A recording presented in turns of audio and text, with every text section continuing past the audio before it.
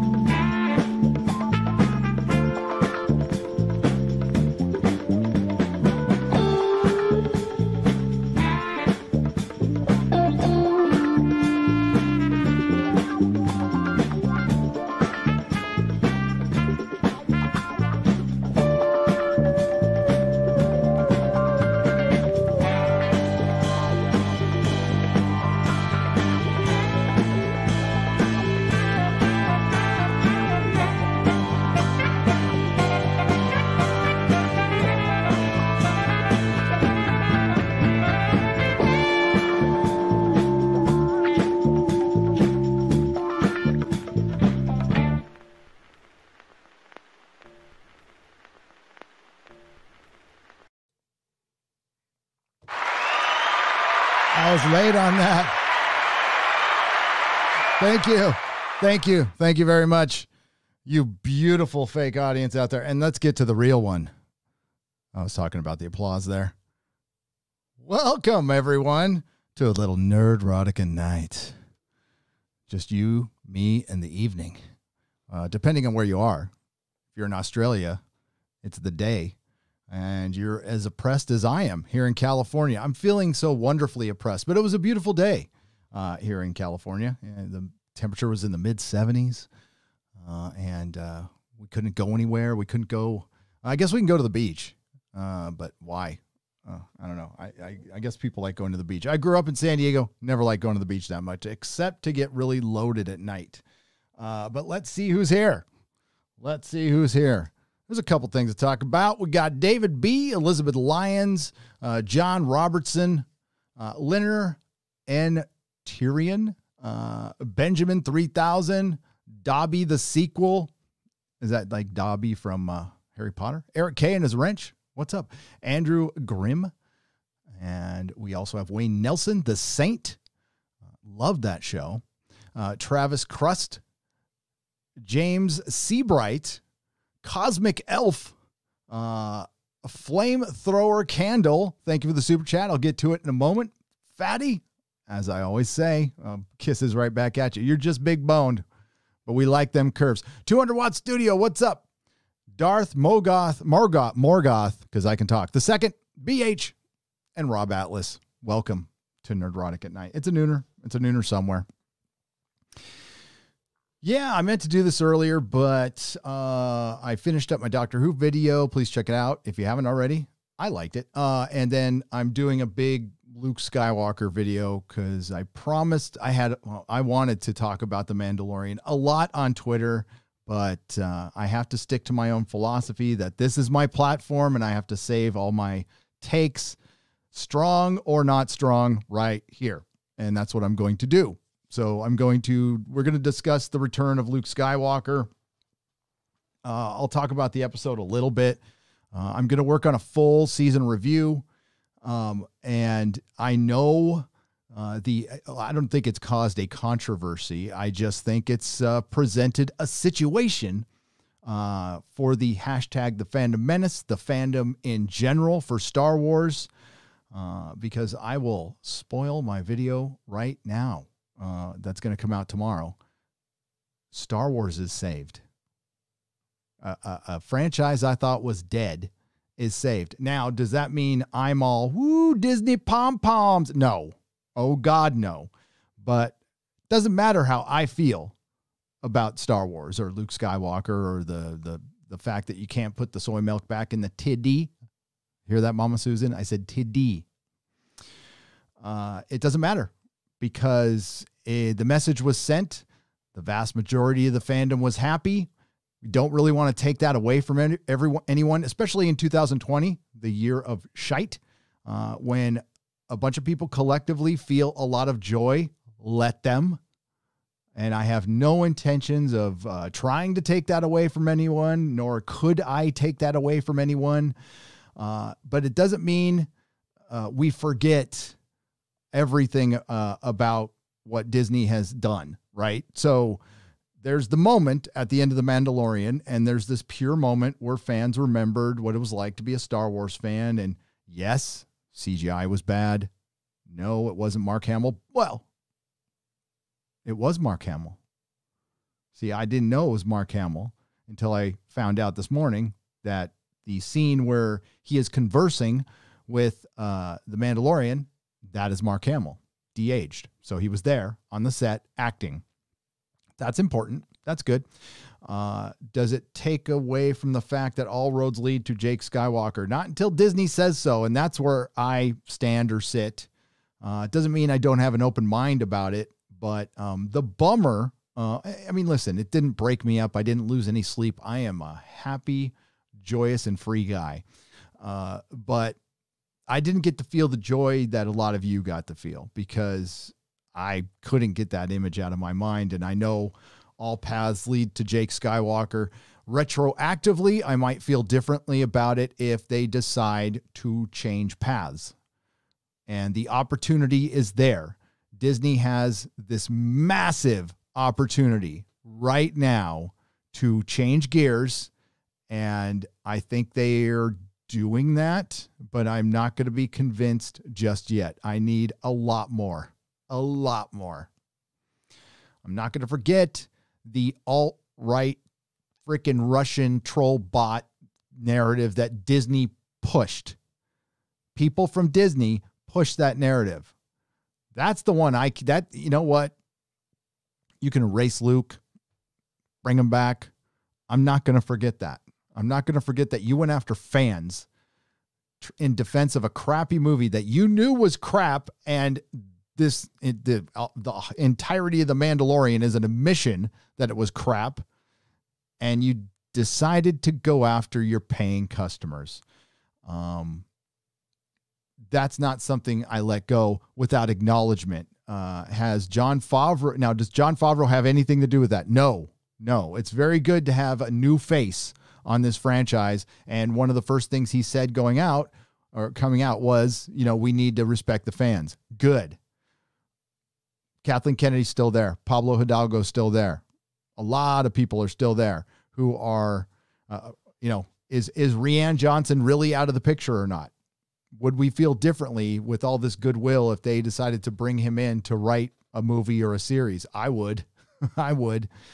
My beef with Disney Star Wars, outside of just what they did to Luke in The Last Jedi, was all of their support of the access media directly attacking fans. Everybody has their own little angle, take, whatever, on their different channels, and they're all very good, and that's why I subscribe, and I am subscribe to these channels, and I'm friends with some of these channels, is I enjoy their different takes on things that sometimes end up in the same place. Mine has always been to go after the access media, because that's the reason I came to YouTube in the first place, was the mainstream media and the access media were not telling me the truth. And I knew it. They were playing out farces, like I talked about in my Doctor Who video. And now we're at a point where we can go, okay, we know you're full of shit. You're continuing to be full of shit. And I no longer recognize you as not even an authoritative source, as a source for information. And I think that's why a lot of people came over here to YouTube, and that's why YouTube has been blamed for a lot of things. The only thing they're responsible for, besides their background shenanigans, but over the last few years, is bringing people together who had nowhere else to go because of their opinions. That separately does not stain or take away a moment, just a moment the fans had. And they deserve that moment, and they have earned that moment. I don't know if Disney earned that moment, but the fans did. And I don't think that moment happens without the hashtag The Fandom Menace. As a matter of fact, I know that moment doesn't happen without the Fandom Menace. We'd be full on into the intersectional feminist Mandalorian if it wasn't for that. So, well done. Does it mean mission accomplished? No. God, no. Hell no. Are a bunch of people just never going to come back to Disney? Probably not. Did Disney earn that? Yes, they did. I never want to say never, but as it stands right now, I'm not going to buy anything for Disney Star Wars. I'm still going to refer to it as Disney Star Wars, as I refer to Luke Skywalker as Disney's Luke Skywalker. That's what we got right now. My Luke Skywalker, your Luke Skywalker from the original trilogy, belongs to George Lucas, still, in my opinion. And a lot of other people too. Gary Kurtz, Lawrence Kasdan, Mark Hamill. And, I'm not crazy about Mark Hamill's act on Twitter at all. That's why I do not follow him, so I don't see a single thing he tweets, and I'm fine with that. Do I think this redeemed the character, though? No.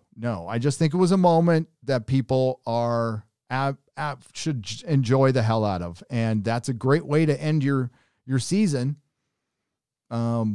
Despite what it does to the story, it doesn't matter because everybody's talking about it. It's like a reverse red wedding. It was a pop cultural moment. One that will be remembered forever, and it really depends on what Disney does with it from here on out. The ball is in their court, and the fans have spoken. We have spoken, and you can use this is the way, because it is, and we'll see if they actually follow through with that. And I agree with Doomcock. They absolutely have to get rid of the Disney trilogy, put it wherever they need to put it. I don't think they're going to do it, but I hope they do. And I think that would help a lot of fans. I think it would. As far as, I don't know if it helps me, but it doesn't matter. I'm just here to cover pop culture, and I will cover Disney Star Wars, the good, the bad, and the ugly. And The Mandalorian has been good. Great? No.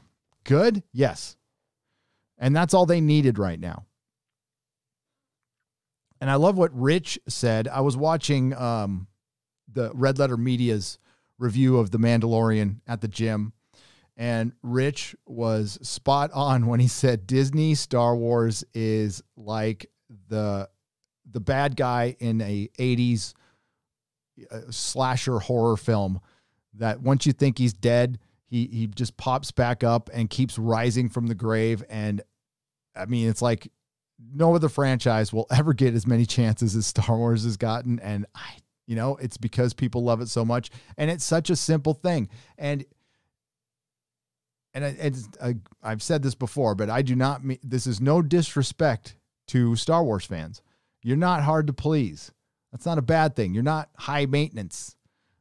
And you proved it on Friday, and Disney doesn't need to reinvent the wheel and make Breaking Bad out of Star Wars. You just need it to be Star Wars. One thing it cannot be from here on out, aside from Disney trilogy, that specter is going to be there. It's not going to go away anytime soon. Disney bought themselves a ton of time.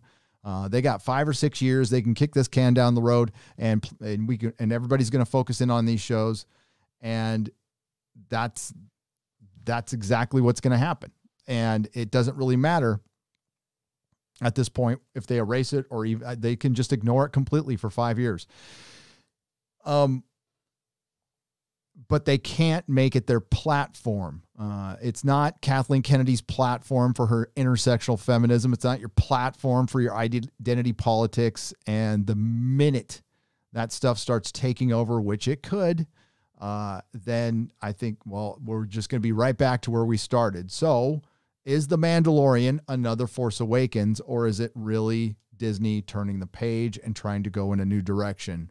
And Disney doesn't know that. We don't know that. Nobody knows that right now. So the only thing we can go on is what they've done in the past. And it's completely okay to be skeptical. I am in that camp. I'm just not going to get on anybody's ass if they enjoyed that moment. I support you fully. That's what we're supposed to do. That's what Disney's supposed to do. We're here to be fans. You're here to bring people together. And for a moment, something with Kathleen Kennedy's name on it brought people together. Took them 8-9 years to do it. Was it so effing hard, Disney? And I think for a lot of people it was. You can tell. We're going to go over Brian Young's statements. They're filled with vile, as they always are. And yeah, we've got folks on Twitter who are just still pissed, still absolutely pissed, and weren't moved at all. And I get that. And again, Disney's earned that. They've totally earned that. What's up, Mac Deckard? Thank you for the $4.99. It's sad when fans can out better deep fake Luke the day after ILM does their job.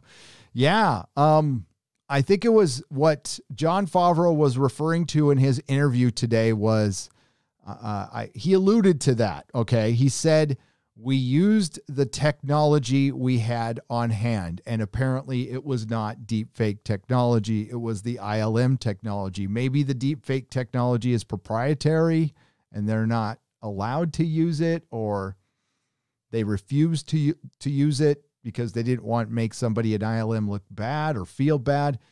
You have to factor that in. The thing that screws up the most stuff in Hollywood is ego all the time. It's not the money. It's the ego that screws up most stuff. You're worried about hurting somebody's feelings. Some director feels like their vision is, for example, like a Sixth Mission Possible film is something that's going to feed kids in Africa. It's egos. It's egos. But yeah, I saw that deep fake. It looked really good. Looked really good. Outstanding. Better than what they did. The CGI was not good. It wasn't. And that didn't matter to anybody.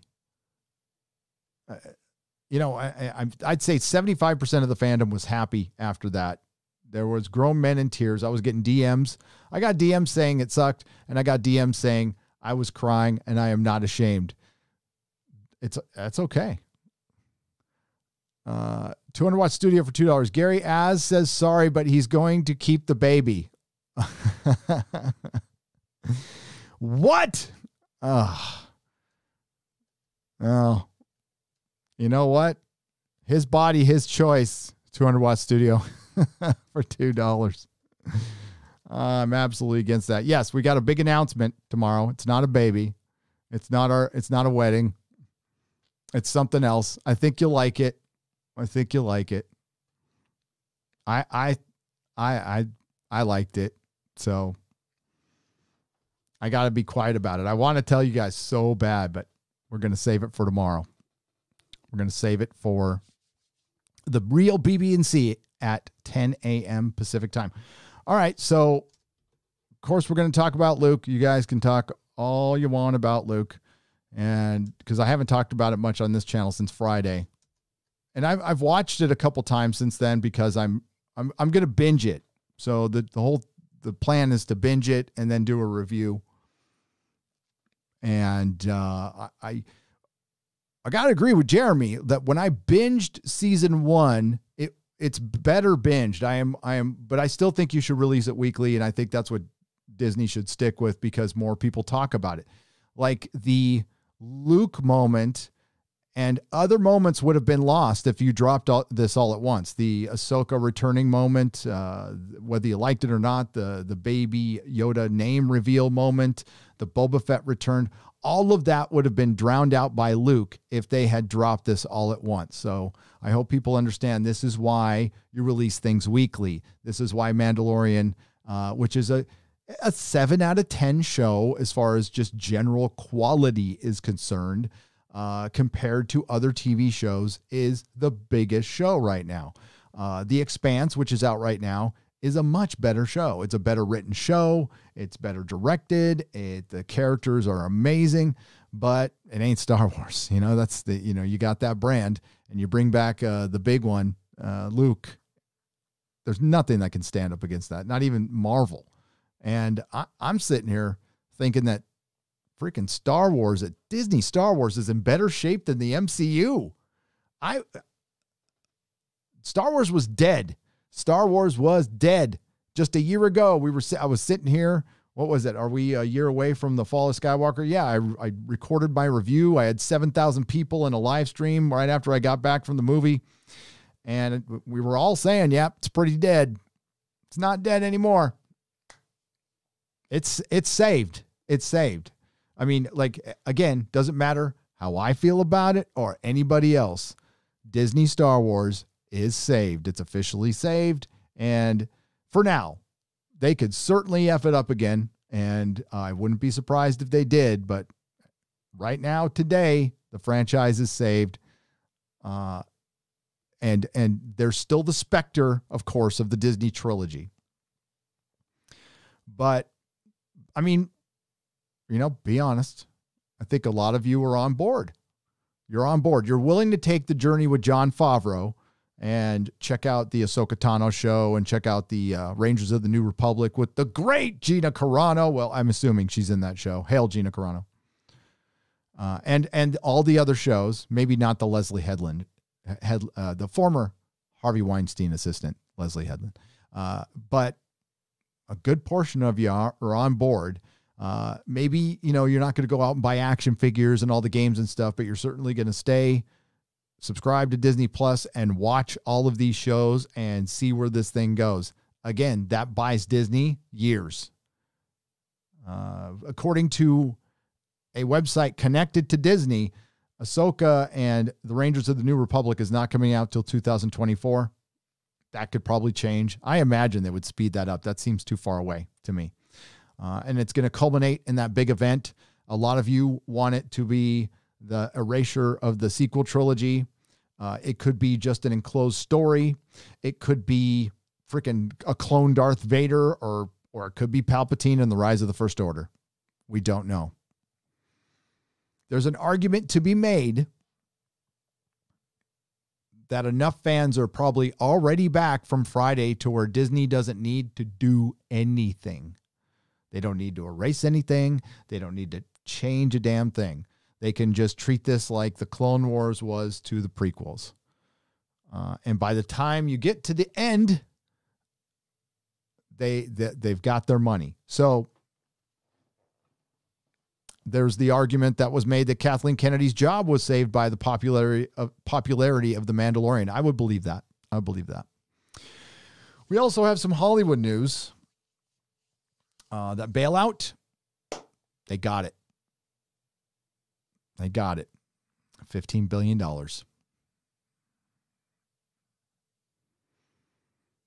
So as Disney's announcing 10 shows, Warner Brothers has full slate of movies. Doesn't look like anybody's starving in Hollywood.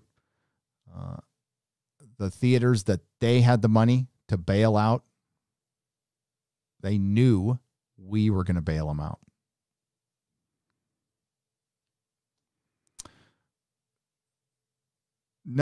I know how I feel about that. I ain't happy about it. I want Hollywood to work. I don't want them to, if they're going to exist like they have been in the last few years, if they went away, I wouldn't be sad. But for the people who weren't ideologues and for the people in Hollywood who just want to entertain us, I want you to work. I want you to earn your own money. I don't want you getting any of ours. Where's the salon industry's bailout? That's been decimated. What about the restaurant industry's bailout? Decide to give $15 billion to movie theaters, and I hate to break this to you, it's a bad bet. They're going to get that. They're going to get that money, and they're going to go out of business anyway. $15 billion is going to buy them time, but it's not going to. $15 billion. $billion. Apple's sitting on a surplus. Amazon's made $100 billion since March. Disney's borrowed billions. AT&T's billions in debt. What's up, according to Christy? I haven't seen you around these parts in a while. Welcome back. Thank you for the $2. I love the farting, the dog farting hearts. That's my favorite one. And I'm sure it smells like roses. Thank you, according to Christy. How's it going? Nikki D for $10. Wonder Woman 1984 is being outpaced by Tenet for its opening weekend box office in China. Can't imagine the U.S. box office faring any better. Think HBO Max will get a decent boost from the film this holiday season? I think so. I mean, I'm going to watch it. I'm going to review it. But I think it's going to be a dud. I mean, it already kind of flopped, right? And believe it or not, China doesn't like woke entertainment either. And we'll see. I think, once you have, and this has been brought up before, once you have the villains that she's already fought, she's fought gods and stuff, and now she's going to fight little Cheetah and Max Lord, Monkey Paw. It just seems like kind of a step backwards, doesn't it? Here's something to remember from Disney as well. Alan Dean Foster spoke up, said he wasn't getting paid. Star Wars writers among authors missing Disney royalty payments for novelizations report. A long time ago in a galaxy far, far away, authors of Star Wars novels received royalty checks for their work, but that practice apparently ended around 2012. Now the Empire is poised to strike back as a group action by authors of Star Wars adaptations and other franchises are going public. They claim that Disney has refused to pay royalties on book contracts since it absorbed Lucasfilm in 2012 in a $4 billion deal, according to a Wall Street Journal report. These writers say Disney has either delayed dealing with the complaints or stiffed them on checks that rarely total a few $1,000s a piece, and the Star Wars franchise isn't the only source of trouble. Oh yeah, wait, it gets worse. The Science Fiction and Fantasy Writers of America's Association claims other authors of books tied to projects from Indiana Jones to Buffy the Vampire Slayer came forward with similar stories of non-payment, all under similar circumstances to the Star Wars issue. Once Disney acquired the properties, the checks were no longer in the mail. Scum. And as far as Star Wars is concerned, looking at you, George Lucas, you knew this would happen. So I want a statement from George. What do you got to say about this? Are you going to back Alan Dean Foster, who you took his work and led a lot of people to believe that you wrote that Star Wars novelization when it was Alan Dean Foster? Now, it was known and people were cool with it, but bruh, Alan Dean Foster's a science fiction legend. And all it would take is for George Lucas to step in to get all the Star Wars people paid. Where is he? Where is St. George right now? So either he's ignorant of it, which I highly doubt, or he was aware of this when he made the deal and didn't let anybody know. And that wouldn't be out of character for George Lucas. Oh, that sucks. That totally sucks. You know what?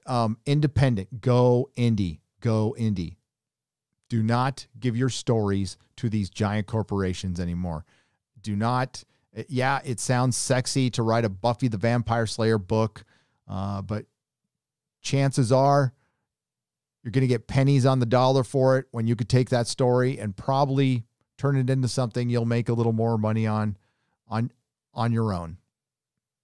Do not give your ideas to these giant corporations anymore. Not until they start paying up. And what happens is, this happens all the time in Hollywood. I'll never forget this. When I was taking my little film studio, my little film school in San Francisco, my 4-month intensive, we had a professional editor came in and she said, don't undersell yourself because you end up screwing over everyone else. She's all, I'm worth $100 an hour. That's my value. When you go out and do shit for free, it destroys my value. I understand you need work, but we all need to understand that there's a time where you say no. And I think that's what happens a lot here, and that allows the corporations to steamroll. And listen, people can talk union all day long. Unions generally don't protect people from much. They're good for going out and strike when they need something, but as far as individual issues like this, the corporations are getting so big, a union would be ineffective at this point. The Washington Street Journal report says, dividing how much money they misspelled it. Dividing how much money may be owed is complicated, as sales and royalties for the books involved have fluctuated wildly over time. A Disney spokesman told the Washington Street Journal, "We are carefully reviewing whether any royalty payments may have been missed as a result of acquisition integration, and will take appropriate remedial steps if that is the case." 2012, last time I checked, that was 8 years ago. Disney, how fucking carefully are you doing? Are you looking over this like it's the Shroud of Turin or something? What the fuck are you doing?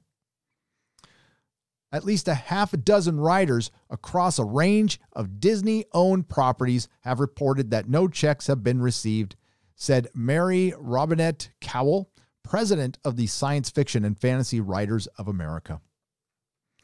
So, as we all praise Disney for bringing back Luke, and that's good, remember that they're screwing people over. Pay the man. Pay Alan Dean Foster. Pay these writers, Disney. Maybe take a moment. Maybe, you know what? How about you cancel the former Harvey Weinstein assistant's show, Leslie Headland and the Alkalite, and take that money and pay the writers for Star Wars. I think that's a win-win for everyone. What do you think, guys? What do you think?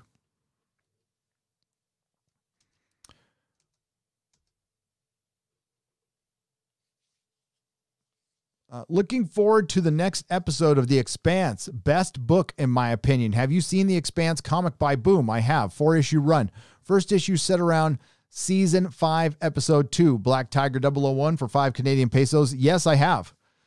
I have. And I am very happy with everything The Expanse. I cannot recommend it enough. It is the best science fiction show on television. Season 5 started out better than season 4. I've watched the first 3 episodes 3 times each, and I want to watch them again because I've been so starved for entertainment, and it's good to have a decent show out there. And you know what? The Mandalorian is a decent show. It's a decent effing show. And I think we all need to remember that it's just a show, and it's not a show. And when I review it, for one, it's part of what I do. And I like to do it. If I didn't enjoy reviewing stuff, if I didn't find some enjoyment in Star Trek Discovery. Mocking it is actually, it's one of the highlights of my week, is mocking Star Trek Discovery at this point. Doctor Who, no, there's still a lot of anger with Doctor Who. I'm going to be honest with you. I'm pissed, and especially since they recently, it's incredible. The weekend where Disney at least made it look like they were trying to make the fans happy. I still don't know if they were. I don't know if that was intentional or not, or if it was we wanted attention. There is a big difference. We wanted attention for our show. This one's for the fans. Don't know. Honestly, don't know. But on that same weekend, Doctor Who decided to disrespect all the past doctors with a single tweet, and then remind everyone, oh, we planned to F this show up from the start. We couldn't wait to do it. And by the way, that plan was there before we hired the actress to do it, proving they had no faith in the female doctor at all. And that same weekend, this goes down. Synchronicity. Would Batman see Dredd as an ally or an enemy? Flamethrower candle for $2. Well, does Batman see the Hitman as an ally or an enemy? When I would say enemy. I think Batman would view Dredd, because you got to realize Dredd works in his world, but if you bring Dredd to our world, that's police state. I mean, we love Dredd, but I think we love Dredd in the same sense you love an Archie Bunker. You know? Yeah, Dredd, I don't think Batman would see him as an ally. Now, wait. Now, if you drop Dredd into Frank Miller's Dark Knight Returns, yeah, ally. Ezekiel, but you know, like Batman. Well, I mean, what is Batman? It depends on your era. The Batman I grew up with, the Batman from the animated series, which is a good amalgamation of all Batmans, would not see him as an ally. But they would probably work together, but he definitely wouldn't like the whole like killing people thing. Ezekiel Arias, thank you for the $1 donation. I appreciate it. You help keep the lights on here. You help pay my mom's rent, and she appreciates that. Hey, Gary, I enjoyed your appearance on Midnight's Edge today. Thank you, Nerd Cookies. I appreciate that. I had a good time. It was great being on the show. That's why the Nooner's late. I wanted to give you guys a break from me. So I didn't want to jump on 2 hours after I was on a stream this morning. It's a little too much Nerdrotic. Got to space it out. The Price is Right review for $2. Kapla, my man. Long time no see. Happy Merry Christmas. Happy Christmas to you, The Price is Right review. I hope you are well. It's good to see you too. All right, so let's take on Brian Young. This little twat. Because he's mocking Star Wars fans for liking, and we all know why he's mocking it. And just to repeat, just because I wasn't like emotionally moved by the scene because I am emotionally detached from the Star Wars trilogy, doesn't mean you shouldn't. And it doesn't mean I'm here to shame you or patronize you or think I'm better than you because I'm detached and I can be, I could separate myself from it. No, to the contrary, I wish I could have enjoyed it. I do.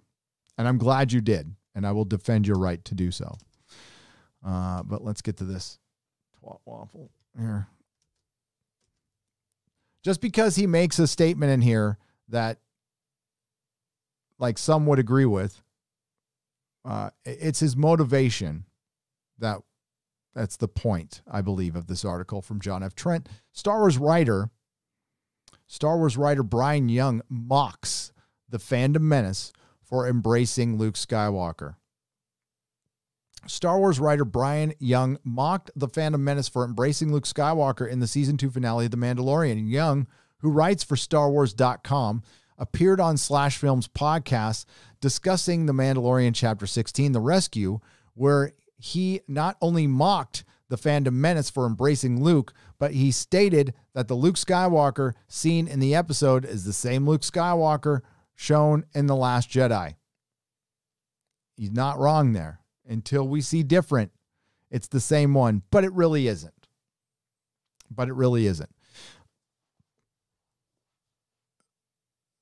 I think the bigger takeaway is you have a writer for StarWars.com who wants the Luke Skywalker from The Last Jedi, which has clearly been rejected by the vast majority of the fandom. You know how I know that? Even the shill sites got a little excited when Doomcock reported his rumor that the Disney trilogy was being erased. Oh, they did. They got a little excited. And that tells me everything I need to know. You didn't like The Last Jedi either. You're just backing it because you're a shill. Brian Young's got his own problems. I'm surprised he's still working at StarWars.com. Not that I want anybody canceled. And I'm not going to get into those personal problems that he has that have been very public. Hail Chewbacca. Young's comments about the Phantom Menace come after Slash Film founder and owner Peter Soretta, there's another one, stated, "I know you mentioned the word fan service before, Brian, but I could also see the angle that Filoni is giving the Phantom Menace. They hated, The Last Jedi, what they wanted from Luke. Does any of that hit you?" Young responded, "I think that would have a lot more weight if he was cutting down stormtroopers. Why? I think people in those costumes would be a lot different. I think they've purposely established it so he wouldn't be doing that. No. They wanted Luke fighting the most badass thing there, and that clearly isn't stormtroopers.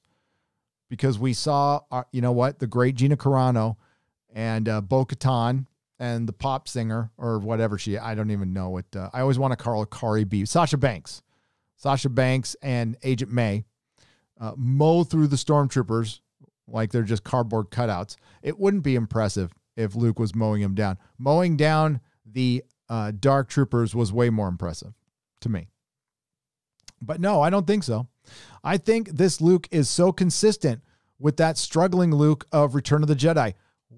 How exactly do you see that? Now, again, just because he made a statement that I don't disagree with doesn't mean I agree with anything this guy's about. I fundamentally reject everything this guy's about. And the only reason he's taken this contrary position is because the Phantom Menace, a hashtag used by individuals sometimes, and that's all he wanted to do was take the contrary position, because even the slightest win, which the hashtag has already won in a lot of ways. Was it total victory? No, I don't think there was ever going to be total victory. And I don't think anybody should expect that. I think you voice your opinion, and it's up to you whether you're willing to provide a path to forgiveness, or if you're just willing to walk away. That's it. It's a franchise. It needs your money. And it looks like, to me, this franchise needs your money a little more than it needed it last year. I'm not going to come out and say they like you, because they don't. But no, I don't think so. I think, God, that keeps jumping around. I got to get ad block one of these days. I think this Luke is so consistent with the struggling Luke of Return of the Jedi, who is teetering between light and dark. And this shows that it's not a one-time choice, that he has to make those choices every day because of the power and the responsibility he has. Woo, you read a lot into, for one, Return of the Jedi and that little scene.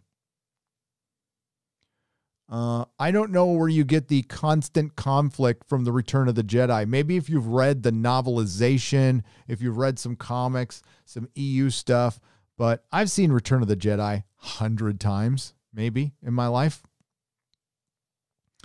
There was a little bit of conflict there, but at the end, there was no conflict. There was zero when Luke tosses that lightsaber, and, which was an amazing scene. And it had to work, because you would think a 13-year-old kid would want him fighting the Emperor after he fought Darth Vader. We wanted more action. No, I was so locked into that scene. It was so perfectly done. And that's the killer about Return of the Jedi. I saw it when I was 13, right? So it's half a sloppy movie, and it's half a beautiful, perfect movie.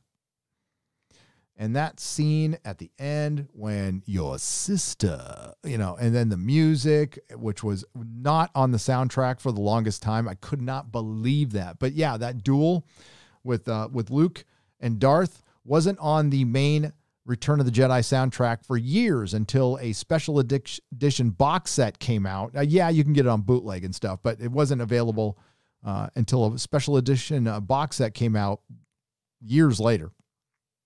But that music, it was moving. That's what you expect to feel from Star Wars. But no, this guy wants a conflicted Luke. You're projecting a lot of shit on a scene at the end where he just came and saved little baby Yoda. You know, it's always subject to the interpretation of the viewer. I understand that, but I didn't catch all that shit there. Maybe because I'm just a simple dude, but you know. Young went on, unfortunately. And I think there's also a contrast here between his discussion about taking Grogu versus Ahsoka's, where Ahsoka looks at him and says, nope, his attachment is so bad, like we're out of here. Well, that was real. That's a good characterization of Ahsoka, but that's a character flaw. That's a major character flaw. She is still so burned and hurt by the betrayal of Anakin, she's not willing to help other people. She's off on her own, and no, that's not strength. That's not strength. That's a weakness. It doesn't make her a bad character or anything. It makes her a complex character, and that's cool, but I wouldn't look at it as a strength. He then compares this to Luke stating, and Luke, the Luke in The Last Jedi refers to his arrogance in thinking he could do this stuff, and he's just like, yeah, let's do it. He just wants your permission. You're good to go. Like, I'm going to take this baby. And I think Ahsoka's hesitation shows much more wisdom on her part than Luke has here. And so I think it's wholly consistent with The Last Jedi, he added. Is it wisdom to abandon something? Luke stated at the end of picking up baby Grogu there, he said, this thing will never be safe until it's trained. And Ahsoka just said, let his power dwindle.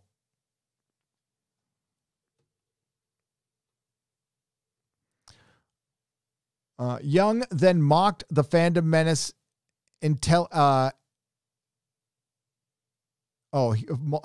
Young then mocked the Phantom Menace's intelligence, stating, but the sort of mind of the Phantom Menace sort, I don't think it's going to parse that nuance, so they'll take it however they want. Here's the nuance of my response, Mensa member Young. You projected your feelings on something, and, you know, other people do too. A lot of it was a projection of an idealized Luke. But all he did at the end there was bust through a bunch of dark troopers, and he took baby Grogu after baby Grogu asked for help. Ahsoka abandoned him. Now, she might have thought he was safe because he was with the Mandalorian. And I imagine that's who he ends up with eventually. But that Luke just showed up and helped. And it sounds like you want Ahsoka to be a smarter, better character than Luke, which certainly Disney might do, which will piss off a lot of people. With no apologies when I make this statement. If you like the character of Ahsoka Tano, that's fine. She's a cartoon character. She's no fucking Luke Skywalker. Luke Skywalker is Star Wars. And Young, you might want to think about why you hate Luke so much. Do you hate Luke because the Phantom Menace likes him? Because that's where it comes off. That's fucking nuance, bruh. That's also projection. But I'm glad you're writing for StarWars.com. This is why I am so happy. Somebody brought this up. Was it Willie Williams in Midnight's Edge? He put out a super chat saying, you know, I think he was talking about Midnight's Edge and not me, but he's talking about Midnight's Edge should be the mainstream. They are the mainstream, I think, but not in the sense of we're attached to a giant corporation. The only thing that Brian Young's position, his platform is all based on who he works for. Brian Young goes off on his own. I don't think he's that successful. I don't think he has any weight. I don't think people will be interviewing him, carrying what he thinks. That little attachment to StarWars.com is everything Brian Young's about. I am so happy I don't have an attachment like that. I couldn't tell you how happy I am. I got you guys. That's all I need. I don't need anything else backing me. And it's nice to have that security and benefits. I'm sure the StarWars.com benefits are great. He probably gets paid, pennies, and that's fine. But to have such a hatred towards people you don't even know, for one, the hashtag The Fandom Menace is a lot of things. They're not agreeing on this at all. So to generalize them shows your lack of nuance or even bothering to investigate the matter or get your information right. It's just blind hatred and bigotry. And that's fine. We don't care what you think, and we've never cared what you think. And again, there is an agreement with the Fandom Menace, which is just a hashtag.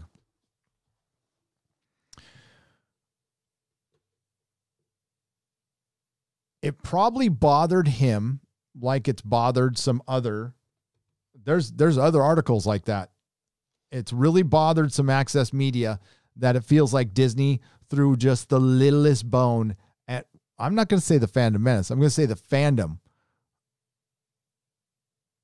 because that's what all the fandom has wanted is Luke shown just a crumb of respect.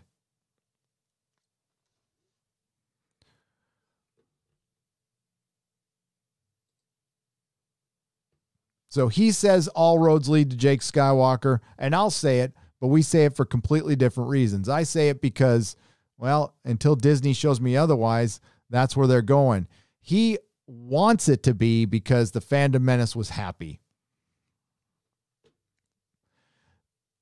I'll ask you in the audience, does that sound like a happy person? I'm going to hate something just because it made people I don't like happy. That's no existence at all.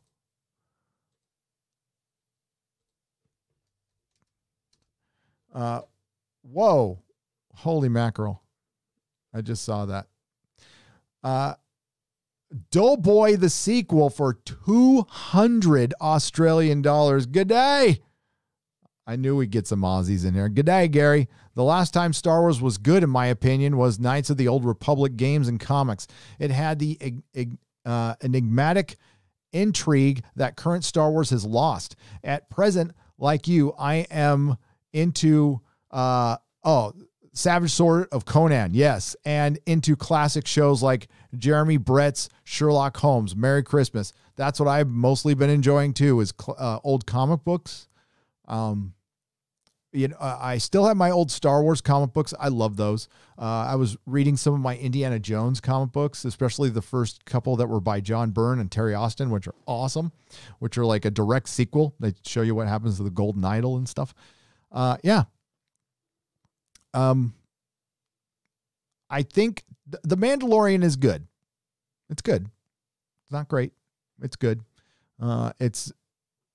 We'll see where it takes us, though. As it stands now, my mind could change. I thought season 1 was better. But this one had much better moments. But it was about those moments. It was just about those moments. BH for $10. Taxation without representation is tyranny. Hollywood doesn't deserve a bailout. If they're going to steal our money, maybe we should stop paying taxes. Well, BH, I'd probably get in a lot of trouble if I really said what I think. Like, I would probably get in a lot of trouble if I said, I totally agree with you. And I would probably get in trouble by saying there's going to be a point where people are going to go, why am I going to bother? Like, we just witnessed a bunch of people burning down stuff and not getting in trouble. What's going to stop a bunch of people from going, you know what? I'm just not paying my taxes. We had a grace period this year, if you all recall, because of the COOF. I think we're going to have another one this year. I don't know how many people can afford to pay their taxes this year, to be honest with you. I got to tell you, I felt like a sucker when I did. I felt like and for the first time, I don't mind paying my taxes to a certain extent. I think it's theft, but it's also the law, so I'm not going to whine about it. I pay my taxes. I like good roads. I like my street lights working, and my stoplights most definitely working. I like nice sidewalks and clean streets. I was very happy to know I was paying for the poop patrol in San Francisco, which wasn't doing a very good job. But there's a point where this is getting ridiculous, and $15 billion for an industry that's going to die anyway, that could get bailed out by the industry that actually needs it the most. Yeah, that's a thing we can get pissed for. So now Hollywood's essential, and they get the theaters bailed out. These are millionaires and billionaires. The millionaires and the billionaires. And of course I have a resentment. I'm human. So I've watched the person that's the most important to me in my life go through the ringer with losing her business, losing her dad. And, I hopefully she's not listening right now, but, I think her dad would still be here if it wasn't for the coof, and if he was able to go into his hospital visits regularly. So there's that. The Good Girls, I believe, was the show that was allowed to set up outside that young woman's restaurant, the Pineapple Lounge or whatever. And at least one of the actresses had the good grace to feel bad about it and call out her own production, which I appreciate. And I don't blame Hollywood for working. It's ridiculous. It's utterly ridiculous. I walked into a Target yesterday. It was packed full of people, utterly packed, nuts to butts. It's stupid. There's no reason why salons can't be open 50% capacity right now. None. It's not going to change anything. Adam, the last Starfire, welcome to the proto-molecule level. Welcome. That was quick applause. It was quick applause. And Andre Fernandez for 100 Argentinian dollars. Let's face it, Disney hit a home run. Didn't expect it, but the normies are going crazy, without a doubt. Even I have some hopes, but let's wait. Going to be 3/4 of a year to see if they take the righteous path. It's going to be years until we see them take the righteous path. So are you willing to join them on this ride? Are you on board for a good 5-year run that could end in the rise of the First Order? And how are you going to feel about it? Are you going to feel differently in 5 years? And this is just a question at this point. That's all it is. It's not an accusation. I'm not saying sucker. I mean, we're just talking about a freaking entertainment franchise here. And if you got nothing better to do, if you want to watch this show and you're invested, fine. I'm just, be prepared for possible major disappointment to the Game of Thrones season 8 level. If you see like Thrawn get defeated, and then there's a stinger of the Palpatine clone and the Snoke clones at the end of the episode after everything's culminated, and you're just like, what? Yeah. That's what we should all be ready for. But they hit a home run without it. I mean, like, no doubt. Look at how I did a live stream with Doomcock on Sunday. Look at how happy he was. He was stoked. And this is the man who coined the term hypnosis. So, I mean, that's what it is. And there's nothing wrong with having a little hypnosis. That's why we're fans. You know what? Tobey Maguire being attached to Spider-Man 3 has me excited like hell. I can't wait to see Doctor Strange directed by Sam Raimi. I cannot wait. I think that movie's going to kick ass. I am really excited for the James Gunn, The Suicide Squad. I think that movie is going to be fucking dope. That's the movie I'm looking the most forward to. And I'm a little, you know what? The Snyder Cut hype. I'm a little hyped about the Snyder Cut. I am. It could be total garbage. But I want it to succeed so bad now because it's a fan movement. So I'm probably going to be a lot easier on it. Java Bean. Yes, I got the Mego Tom Baker. Did you? I announced it. I don't know if you can see it. I think you can see it. Hang on.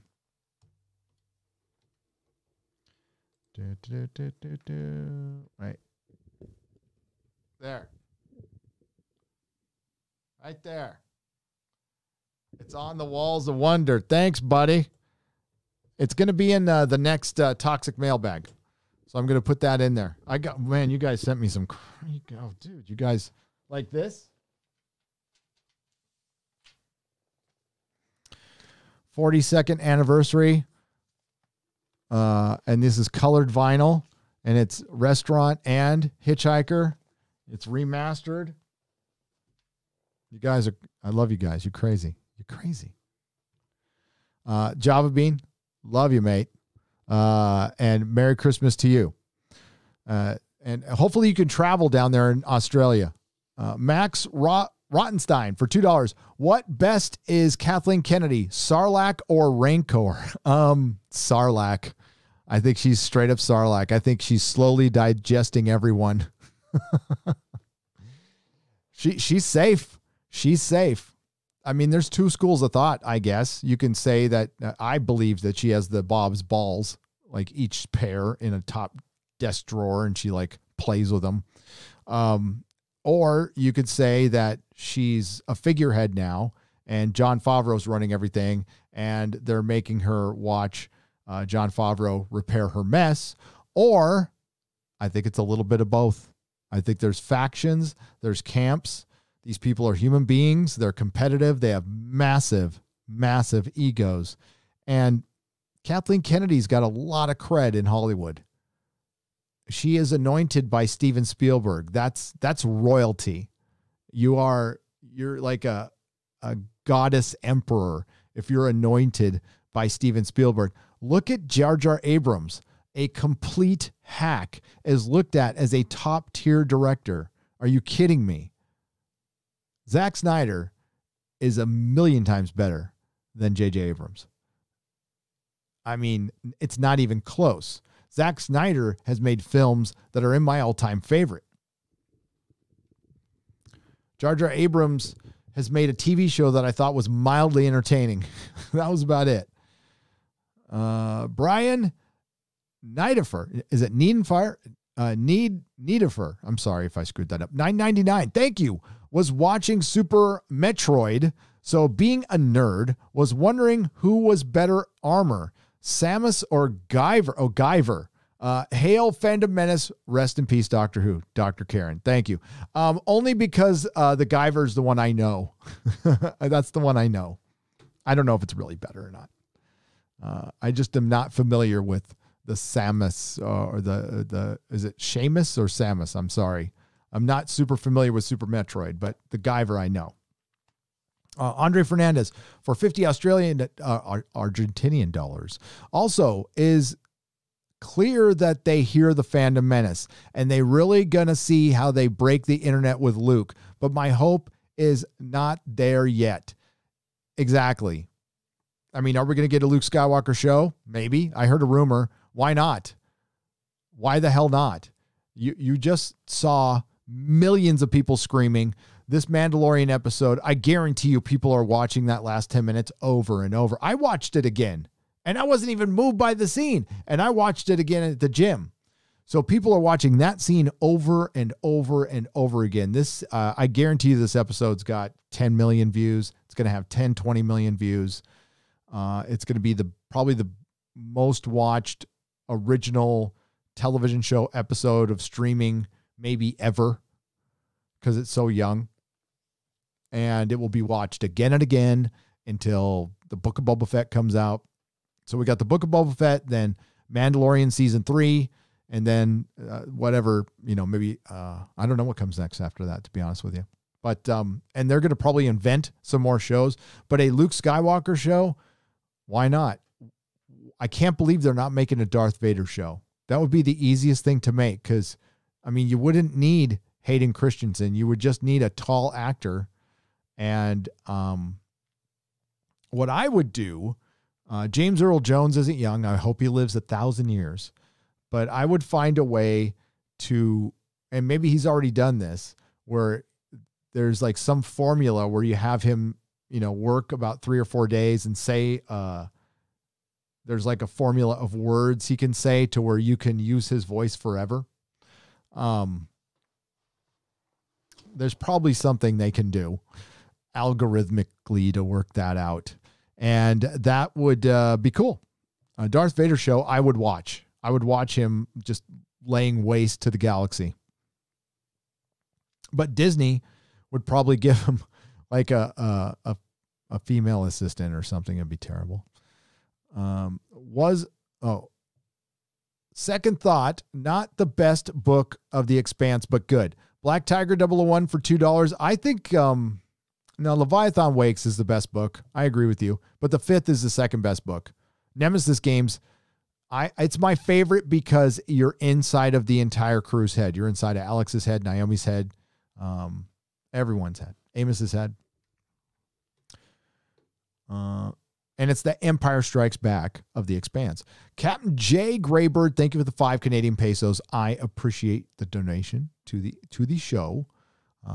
Thank you very much.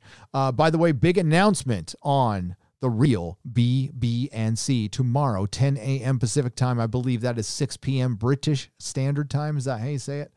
Az and I are going to announce our nuptials. No, we're not. We have a big announcement. Big announcement. As I told Jeremy, by the way, just so you know, I told Jeremy, he approves.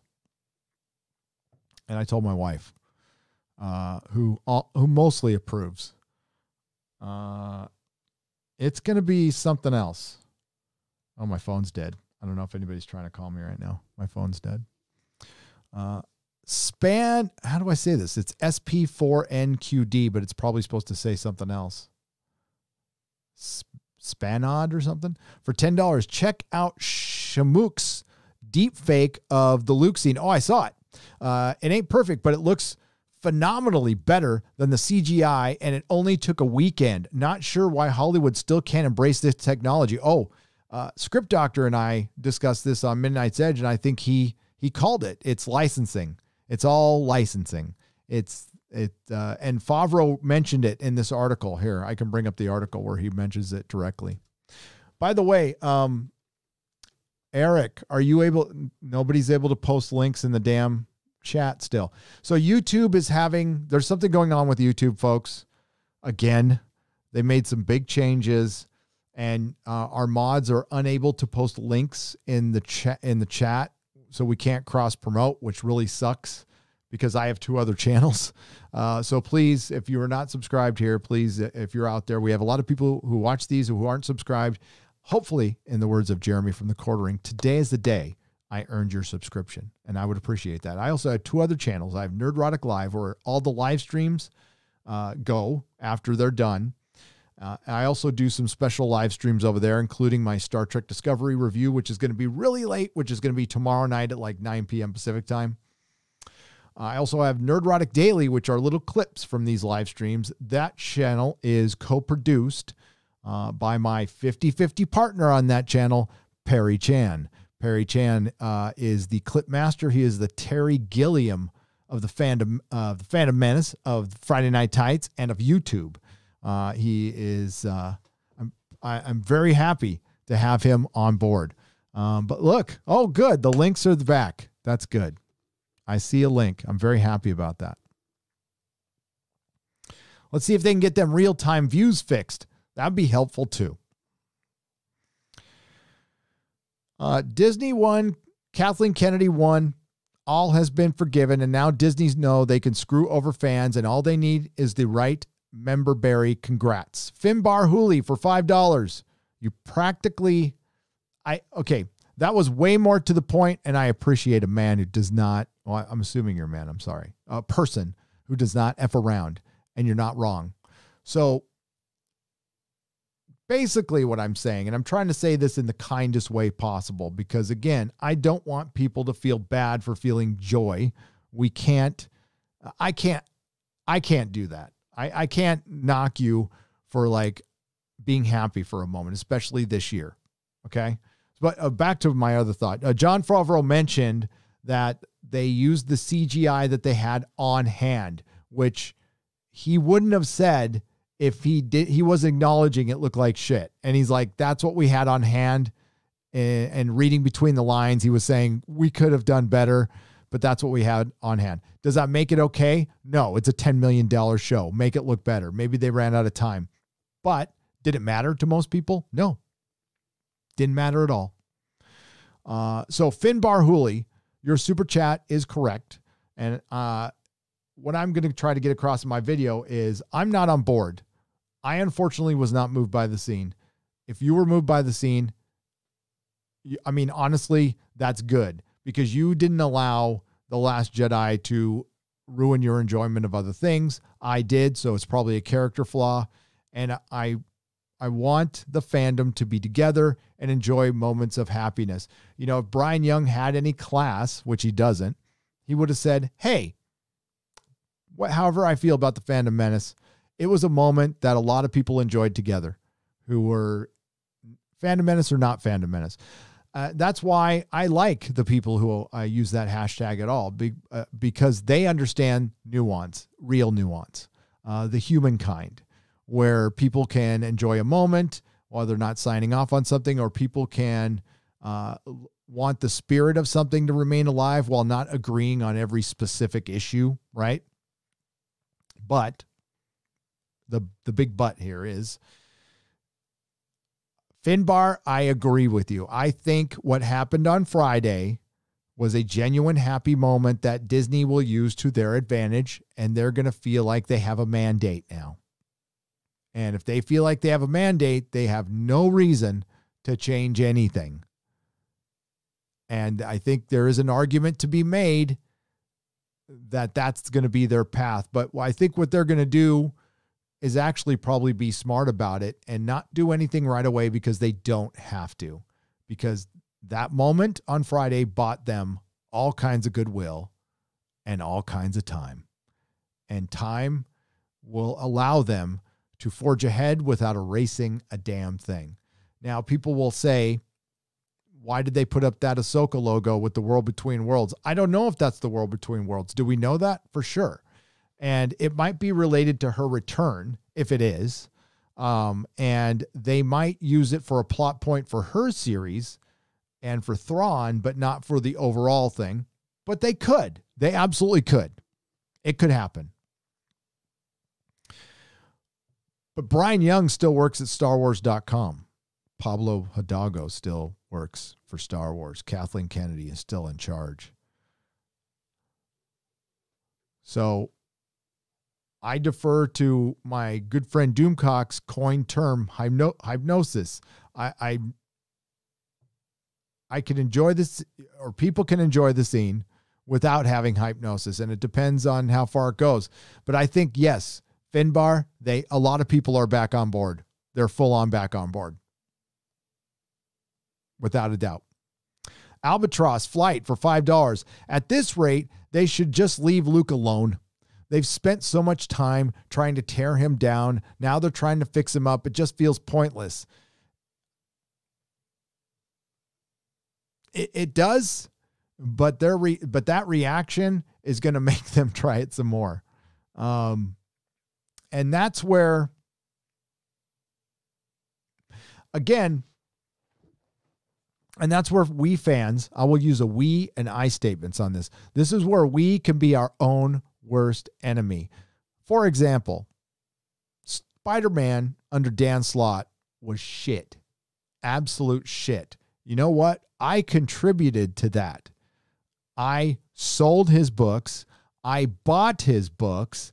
I tried to make excuses for his books when I really wasn't enjoying them. And then there was a point, it's like, I'm not enjoying this anymore. And I was actually honest to my clients, and the Spider-Man sales went down and it cost me money, but I couldn't lie. But for a long time, I was in denial about how fucking bad Spider-Man was under Dan Slott. And I made him a lot of money. I did, because I had my hypnosis for Spider-Man, and I was my own worst enemy because it ended up really destroying the character long run. I mean, it was bad enough what One More Day did. And by the way, One More Day, if you're not aware, is a storyline where essentially Peter Parker makes a deal with the devil to save Aunt May's life, and he had to give up his relationship with Mary Jane. It was the dumbest fucking storyline of all time. And it broke Spider-Man. Broke. The character still sold. He still muddled along, but Spider-Man stopped being the biggest character in Marvel after that. And a lot of longtime Spider-Man fans just were done. But then it got worse. Dan Slott's run was just shit for a long time, and they stuck with him, and they stuck with him. And I contributed to that by while I was still buying the books. Nothing changes unless we stop buying it. So we're a year away from the fall of Skywalker, and Disney, with a lot of people, has made things all better. Not everyone. I know not everyone. Maybe not everyone in here. But a lot of normies are back. I'm sorry, but now Disney has a strategy to make the woke agenda work. People have forgotten what a feint is. The dagger is in the other hand. Finbar Hooley, you're correct. We're going to put Finbar in the skeptical camp. I am in the skeptical camp. I think the only progress made here, Finbar, with me anyway, is I'm willing to even pay attention at this point. Because, I mean, like, my attitude before was, go ahead, do whatever you want. You know what? Bring Luke back and have him bathe in titty milk. I don't care.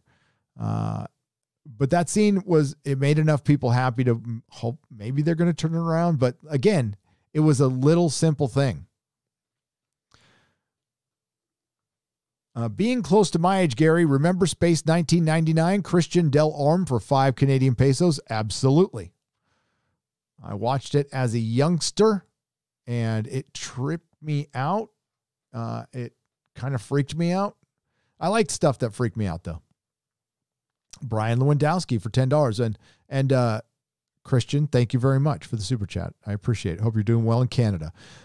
Finishing The Expanse Season 4, great show. Got my copy of Babylon 5, and I'm excited. Mandalorian is nothing but fluff bait for D+ and boring. Rooting for the bad guys mostly since there are no stakes, says Brian Lewandowski for $10. Nope, there's not a lot of stakes, and the bad guy even ended up being a disappointment. You know, I burned through Season 1 again, and Werner Herzog is fucking great. Why did they get rid of him? That should, and I know they mentioned it. Red Letter Media mentioned that too. Dude, that was the best bad guy with the German accent, and he was properly, bad.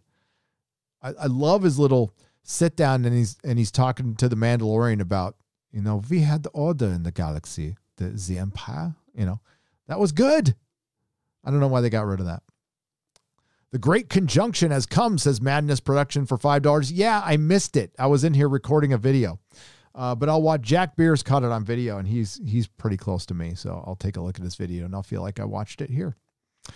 Finbar, thank you for the $5. So now that Disney has figured out how to go full woke and be forgiven, is there a member Barry Doctor Who could pull out the same way? For $5, Finbar Hooley. Well, let's talk about that for a second, shall we? And then we're going to talk about the Hollywood bailout afterwards. So I'm going to pull up an article just to be a background here. All right. This works.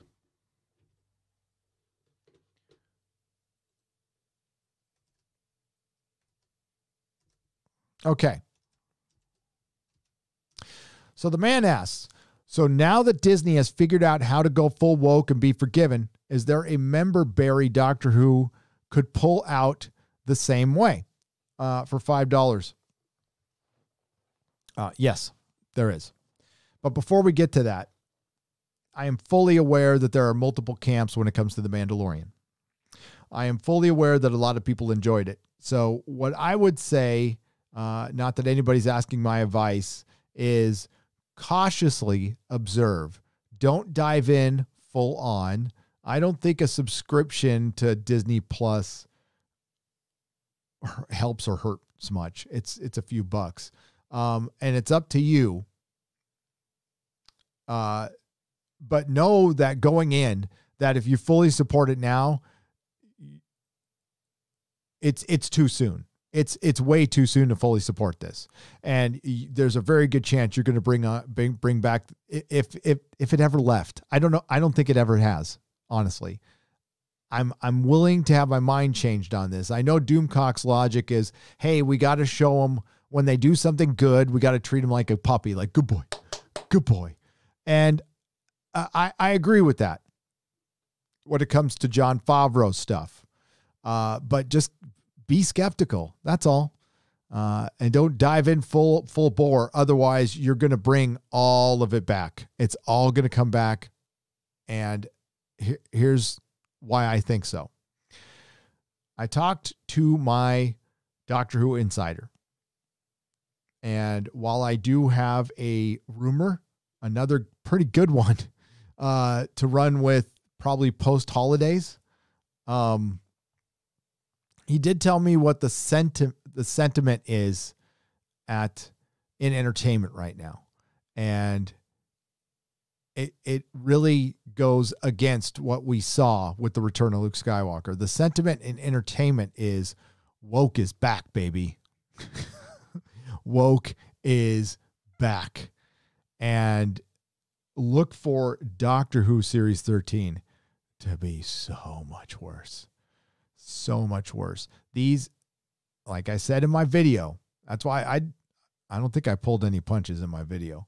But in my video, I pretty much tried to set you up that these people don't give a fuck what you think. They don't like you as fans. They don't want you as fans. Like Yellow Flash says, their attitudes, are you good enough to be our fan? And if the show fails, well, at least we had the moral high ground. That's their entire attitude. Now they're going to they're going to acknowledge that they're having problems, and their attitude is like young Mr. Young's there.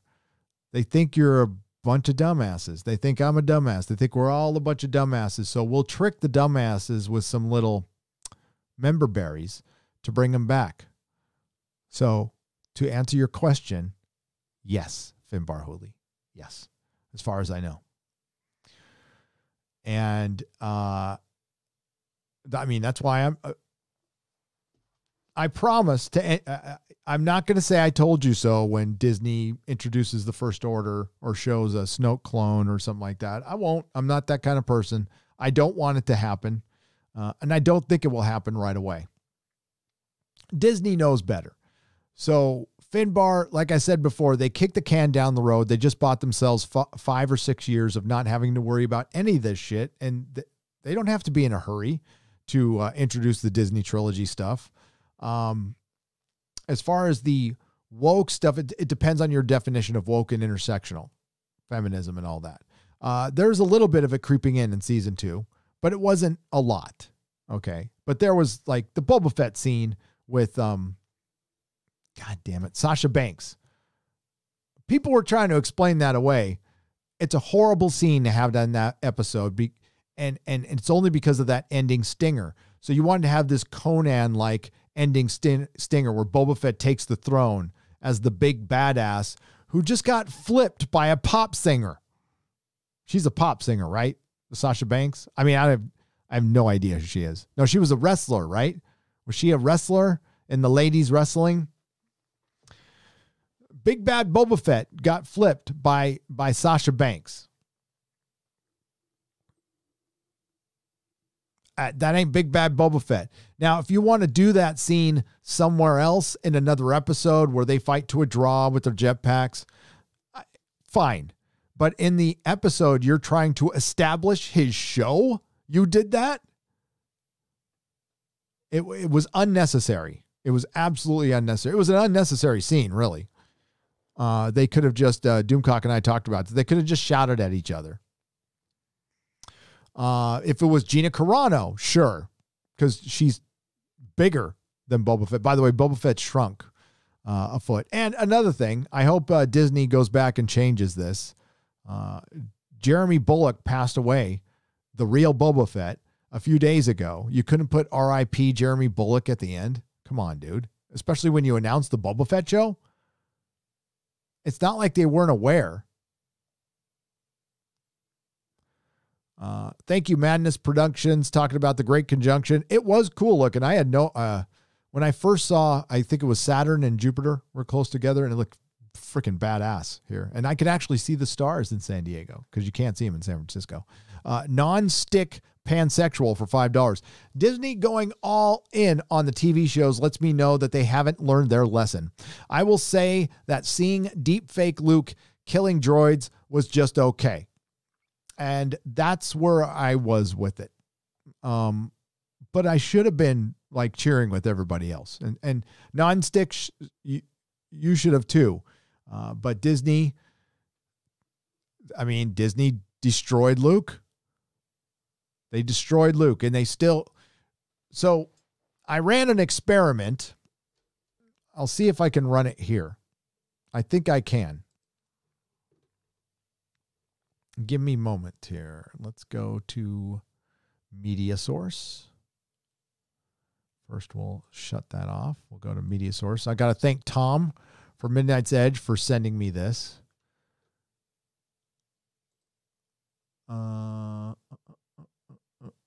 is it? There it is. So we got reverse and forward. So we're going to go forward. All right, we got that one. And then we got media source. We're going to go reverse. So I'm going to show you two clips, right? One forward and one reverse.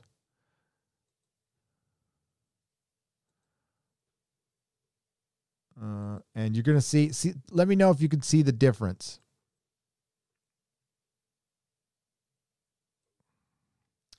I'm just getting this set up real quick. I'm just going to see. That's the reverse clip. Okay. I don't know how this is going to come in, so I'm going to blink it real quick.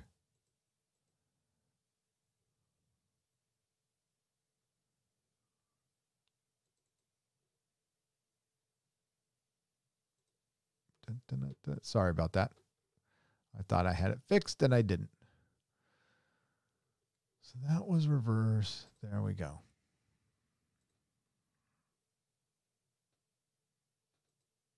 Dude, what the hell?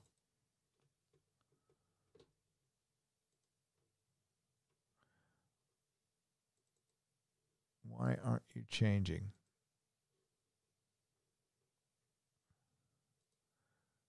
This better be a really good point I'm going to make for it to take this fucking long. Sorry.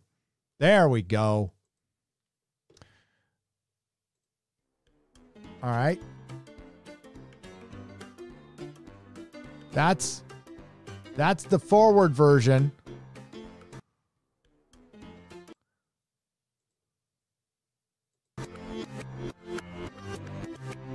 This is the reverse version, showing that you can't put the soy milk back in the titty because even when you run it backwards, it still looks like the soy milk's coming out in his bottle. So that's the whole point. I think there's something poignant there, but you can't put the soy milk back in the titty. It doesn't take away from your moment, though. It doesn't take away from your moment. Don't let people take away from your moment. Again, I'm going to do a full review of The Mandalorian. I thought season 1 was a 7.5 to 8 out of 10 as far as just being entertaining. It wasn't woke in any way, shape, or form. Some episodes were really good. Some were not. Some moments were great. Some stuff didn't make sense. The costuming was great. The effects were great. It really looked like George Lucas's Star Wars from the 70s. Season 2 did a lot of the same. I thought the second episode, I thought some of the episodes were useless, and season 2 was about great moments and those moments were better than moments in season 1. But as far as the character of the Mandalorian, it was about him in season 1, and season 2 was not about him. So I think it's a pretty accurate thing to say that the Mandalorian is Iron Man 1, Mandalorian season 2 is Iron Man 2, except with a, freaking bitchin' moment at the end, Ace Mr. Freeze for $4.99. What's up? Hale, broke up with my girlfriend last week. I didn't know you had a girlfriend. Didn't we just talk about you being a player? She has a body like 7 or 9, but emotional. But the emotional quotient of Michael Burnham. Thanks for the distractions. Yeah. Well, wait a minute. Are you saying 7 of 9 was more emotional than Michael Burnham? I guess she was. Well, she had more of emotional range than Michael Burnham. Was she crying all the time? I see, Ace, you're going to be okay, buddy. I don't think you got anything to worry about. Another fish in the sea, all the fish in the sea. What? Don't listen to me. I'm a serial monogamist. I've been married for 18 years. And then I was married for 7 before that. And I had a brief period of single, like as a sober adult. Now, when I was a teenager and I was getting high, forget about it. But as a sober adult, I had a little fun. I did, but not as much as you will. Ace, you're going to be okay. 200-watt studio for $2. That's relationship advice from Nerdrotic, by the way. Dial 555. Lock it down. Lock it down. Less than 24 hours to The Expanse, episode 4. Oh, my God, that's right. It's good that The Mandalorian's over now so people can talk about The Expanse. Now, they're going to be talking about Luke Skywalker for like a week, but then they could talk about The Expanse. And the problem with The Expanse is they really blew it with season 4, and it didn't get the audience that Amazon wanted. And there's just not a huge following for the show. There's a very rabid following for the show, but it's very small. Part of the reason it was small is they didn't want to work with me or Doomcock with anything, really. I mean, we've been a couple of the biggest supporters of the show. I mean, other people have jumped, like Alt Shift X jumped on late, and other people have jumped on late, but like Doomcock and I have been there from the beginning practically. And not that I needed anything from them other than to be weekly. That's all I needed. But they've never, ever, the only thing I got from the show was shade from the authors. And, but I still love the show, and they've never done anything bad to the fans. They've never, the worst thing that's happened is the Cass Anvar getting Me Too'd. And I still don't know what he got Me Too'd for, but yeah, I can't wait for episode 4, and I'm glad they're weekly. I just wish they would have done it last season. I'd let Gina Carano break me in half, says okay. You got to tell me how to say your name. It's SP4NQD. So there's probably something clever there that I'm completely missing. If I was single, I would let Gina Carano break me in half. I would. Or use me as a punching bag or something. Gary Christensen. That's a great first name there. And you spell it right with 1 R. Otherwise, it's Gary for $10. Dear Nerdrotic, I thought you were going to be on the episode of Unsafe Space, but I can't find it on either of your channels. Does it exist, or am I having one of those Mandela effects, or i.e. Bernstein Bears? No, Gary, you are not. You are not. I was supposed to be on Unsafe Space, and they had technical difficulties, so we rescheduled it for the 6th of January at 1 p.m. So I will be on Unsafe Space with Carrie Smith on the 6th of January at 1 p.m. We had a computer crash, I believe, so we couldn't continue with it, unfortunately. But now Carrie's awesome. I can't wait to be on Unsafe Space in next week. Yeah. Darth Nugget for $5. The CCP bought Star Wars fans. Yeah, I mean, that's one thing we can't forget, that Disney is very, very cozy with the CCP that doesn't like Star Wars very much. Darth Nugget. Keeper of the Dragon for 2 Canadian pesos. Your Doctor Who video was on the spot. Love it. Oh, thank you. I'm glad somebody won. Thank you, Keeper of the Dragon. I appreciate it. Yeah, I couldn't believe. The thing is, both those things kind of went under the radar because nobody gives a fuck anymore, and I'm it. But yeah, I had to say my piece. I know everybody's talking about Luke Skywalker, and I'll eventually get around to it. But one of the things I'm going to be doing a little different this week for you is usually people lighten up on the content around the holidays. The algorithm is so effed, I don't even care. So I'm going to do something very unusual for my channel. I'm going to release multiple videos. So you're going to get the Nerdrotic daily stuff, but you're also going to get probably some lower tier stuff on my channel, including the Luke Skywalker. What you heard here, I'm putting into a video, adding a little bit more context, but not much. Max Santiago for $2. The Fandom Menace is done. All it was a crumb. Wow. A crumb of the Luke Skywalker. Yeah. I think, Max, time will tell. I understand your sentiment. Was it just people enjoying a single moment while understanding that they're never going to, Jeremy said, and Doomcock both said that they like the moment, but they're not on board with Disney Star Wars. But I think aside from Doomcock and Jeremy, I think there's a lot of people who are back on board fully, completely. And whether they're saying it or not, right now, Max, it's very popular to be back on board. That's the popular opinion. To not be back on board is going against the popular opinion right now. The majority of the fandom is back on board. And I mean, they're back. Whether they're admitting it or not right now, that's up to the individual, but they're back. I'm not back. They are Disney Star Wars. That was Disney Luke Skywalker. And they need to show me a lot more before I'll even think about coming back. But I will cover it as pop culture. I like the show because of Gina Carano. I will watch a Gina Carano show. And you have to admit, it is progress for Disney to not fire Gina Carano for what she said and who she's following on Twitter.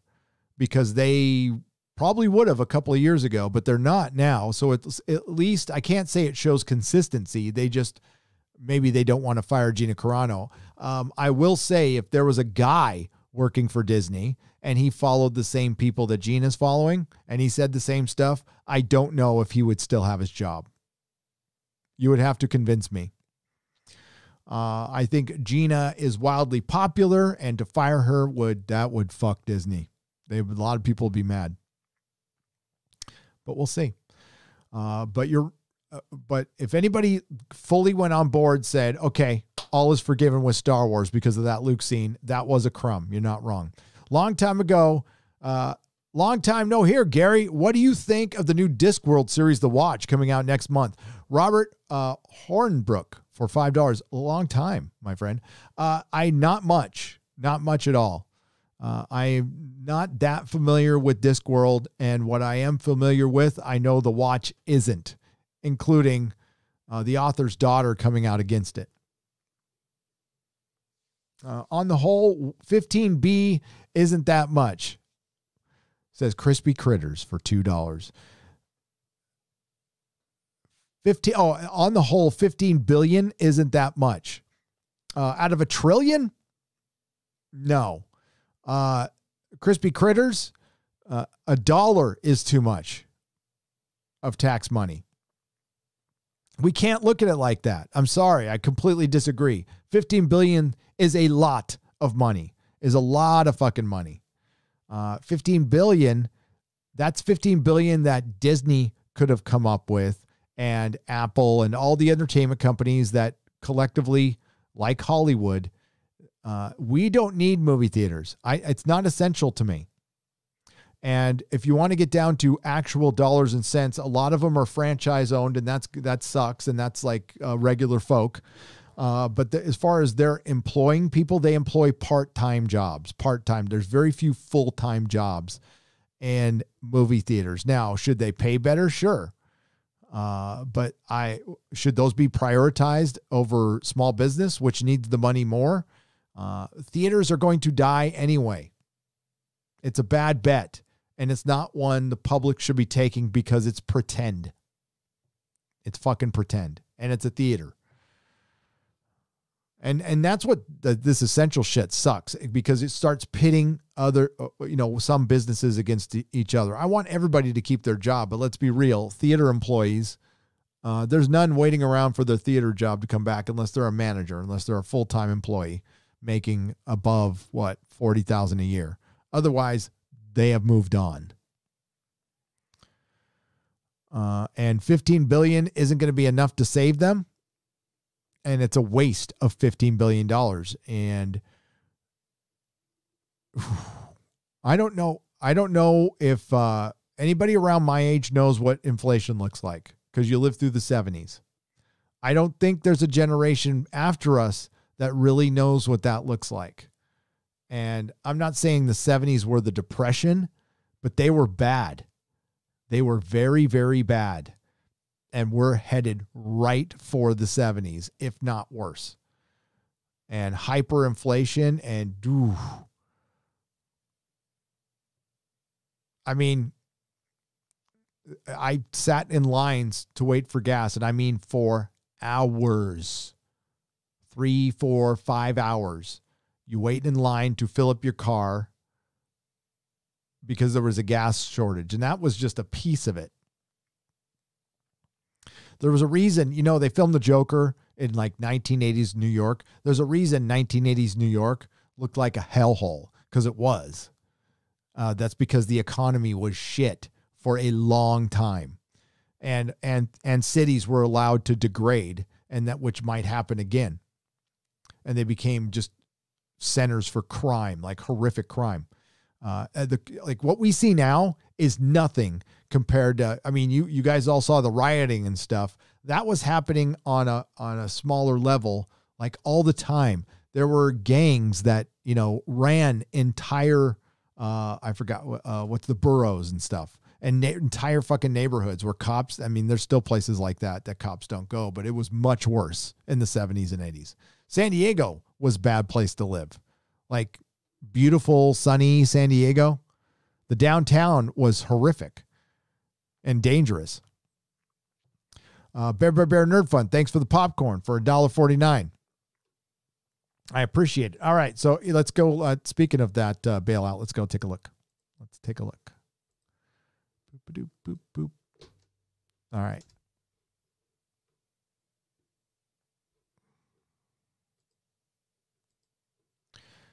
There we go. Oh, I lost my stars. Here, let's do this one. At least we'll have the blurry background. Well, then I lose my chat. I don't want to do that. Fine. Oh, we don't need that in. Boom, boom, boom. Okay. Lawmakers reach deal on COOF relief. I could probably say COVID-19, but I just am saying COOF for so long. That includes $15 billion for movie theaters, live venues. Live venues is fine. I think they're going to last. People are going to want to go out and fucking party once we can get back together again. I know I'm going to want to. But they got their bailout. And I will repeat again, Hollywood had plenty of money to bail out their movie theaters. And this is just what we know about. Senate and House leaders announced an agreement on nearly $900 billion COOF relief package on Sunday. And this is the first one of many. That includes specific aid to struggling independent movie theaters and live entertainment venues. Now, this is the one that was introduced months ago. They're going to need another one in 6 months, and then another one 6 months later. So we say it's only $15 billion, but this can turn into $45 to $50 billion by the end of next year to bail out something that's going to go out of business. I'm sorry. This whole situation sucks. I didn't create it. You didn't create it. We know who did. Biggest transfer of wealth in our history. Biggest transfer of wealth. Small business is being decimated, and that was the ultimate freedom in America. It was the backbone in America, entrepreneurship, and it kept a lot of things in check that you don't, that I'm not going to say you don't understand. I mean, that a lot of people don't understand that small business functioned on a lot of levels in our country that a lot of people don't think about, including a lot of our freedoms. You get rid of a lot of small business, that paves the way for mega corporations and a lot less freedoms. Senate and House leaders announced blah, blah, blah. The package allocates $15 billion for theaters and other cultural institutions following months in which artists and entertainment industry trade groups expressed urgency for some kind of targeted relief, proposing legislation called the Save Our Stages Act. House Speaker Nancy Pelosi and Senate Minority Leader Chuck Schumer said that the aid was included in the final agreement. The Save Our Stages would be targeted to small and medium-sized theaters and venues with 50 employees or less, and to those who lost at least 25% in revenue.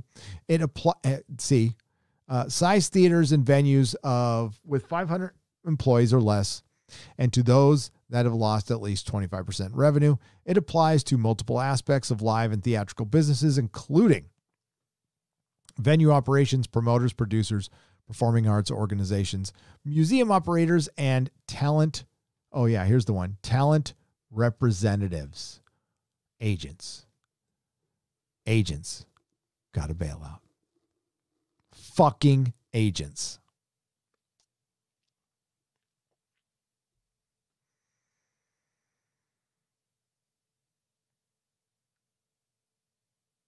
Oh, look at this. Can you see what's on the right there, folks?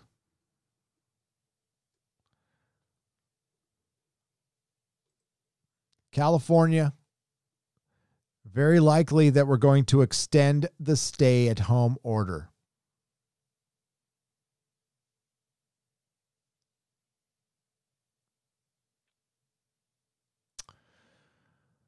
But you got $600, folks. So you're saved. You're absolutely saved with your $600. It's a fucking joke. It's a fucking slap in the face. I almost wanted to do a video. It's like, hey, honey, we got $600. Let's rebuild your salon. We can do it. Honestly, I'd rather the money went to somebody else who needed it. I don't need it. I'll probably just donate mine or something. If I get it at all. I didn't get one last time. So the package, to Save Our Stages, the text of the legislation has not yet been released. Well, probably because it hasn't been fucking printed. I mean, it's not like we read bills before we have them signed or anything like that. This is such a freaking joke. We've got to get rid of lifetime fucking politicians on both sides. Both sides. Term limits on fucking everything. The House is expected to vote on the bill on Monday, and the Senate will follow not too long after that.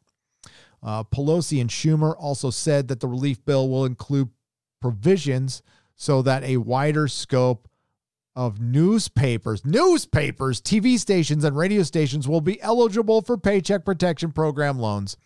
The relief is aimed at smaller businesses, but a number of media outlets did not qualify because they are part of a larger media companies. The bill is expected to include language that provides such loans to individual media outlets, but not their parent companies. I don't want big parent companies getting any of this fucking money. They've made enough. God,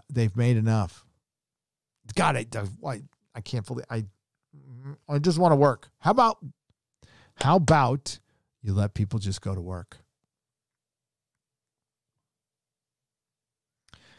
The Paycheck Protection Program, PPP, meanwhile, will be replenished with an additional $2.84 billion for the first and second loans, which will be forgivable if receipts meet a set of requirements for how much money is spent. Dozens of producers, law firms, publicity shops, post-production houses, and other entertainment firms received loans in the first round last spring.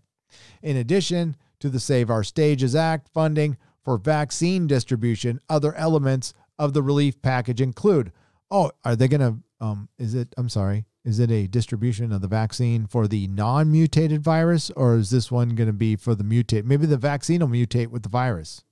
You think that'll happen? Or maybe we'll just, because the conjunction will mutate. We can be heroes just for one day. Direct payments up to $600. Oh, wow. Per person will be provided an amount. You know, a thought makes that in an hour. Just saying. An amount that is about half the size of payments sent out earlier this year. Do you want to know why it's half the fucking size? Let me tell you why it's half the fucking size. And this message goes to, because I know a bunch of Antifa people out there are listening to me right now. All the assholes who are burning shit down. I saw a bunch of you screaming for free money from the government. A lot of the communists on Twitter, unabashed communists on Twitter, armchair communists, Twitter communists, whatever the fuck they are, we're begging for fucking money. Well, the reason you're going to get a stimulus check next year for $300 is because of your dumbass, because your dumbass was doing everything the billionaires wanted you to do. You were good little useful idiots. And you made Jeff Bezos so much fucking money and all the big tech so much fucking money. You did exactly what they wanted you to do. Good little minion.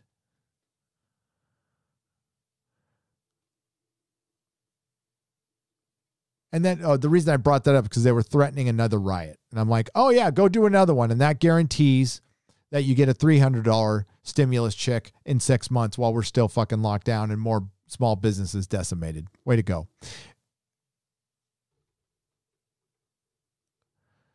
Rent payment assistant. The legislation set aside $25 billion for families to help pay rent and extend a moratorium on evictions. Why do you have to pay for a moratorium on evictions? Is that a way to pay yourself? I don't know. If you're a landlord, I certainly, that's gotta be a tough situation, but you also got to, think about your tenants. I can't believe it's so weird to have a landlord now. I haven't had a landlord since, well, I rented a room when I lived in LA, but I mean, a legit landlord, I haven't had one since 95. So yeah, I haven't sold my house yet, but I'm renting a house and I'm also paying my mom's rent. And my poor mother, she's in better shape. She's in much better shape because we got her in a better facility, and that's thanks to you guys. So thank you very much. We got her in a better facility, and she's getting very healthy now, and I'm very happy about that. But yeah, poor thing's been locked up. She's really elderly. She's in her 80s. So, yeah, I understand that part. Unemployment insurance, sure. You're forcing people to shut down. You got to pay for that. Broadband access provides $7 billion to increase broadband access. The money includes assistance to help low-income and unemployed workers pay for internet service. Congress is expected to vote on what? What? No. I'm okay. I'm fine with the low-income people getting internet. That's not what I'm against. Google has made $40 billion. Amazon has made $100 billion. Where are our private companies? You want more people to have internet, and that would benefit you. It would benefit Amazon a lot for everybody to have internet. Pay for some fucking internet. Why don't you get some fiber optic into some low-income neighborhoods? I'm all for Jeff Bezos paying for that.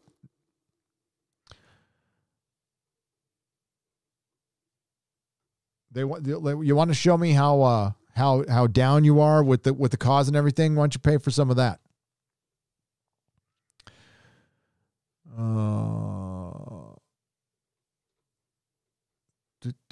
Yep. But yeah, they got their bailout, and the movie theaters aren't gonna survive.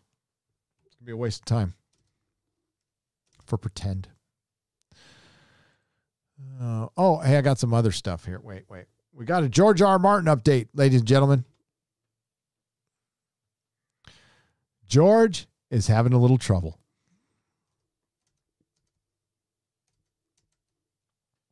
George says there is nothing to writing. All you do is sit down at a typewriter and bleed. He's stressed. He's stressed because he's not going to finish The Winds of Winter. Forget about The Dream of Spring. This tells me everything I need to know. He can't finish the book. He can't finish the book. He's only halfway through. He's years away. And what I imagine is happening right now is his publisher really needs him to finish that book because they've floated him a lot of fucking money and he needs to deliver. And it's well overdue. And publishing isn't like doing spectacular right now. So they could probably really use the fucking money. And I bet you there's a lot of things attached to this book. Bookstores could really use the bump. Could you imagine? This would be, there's no book series out there that's as big as Harry Potter was.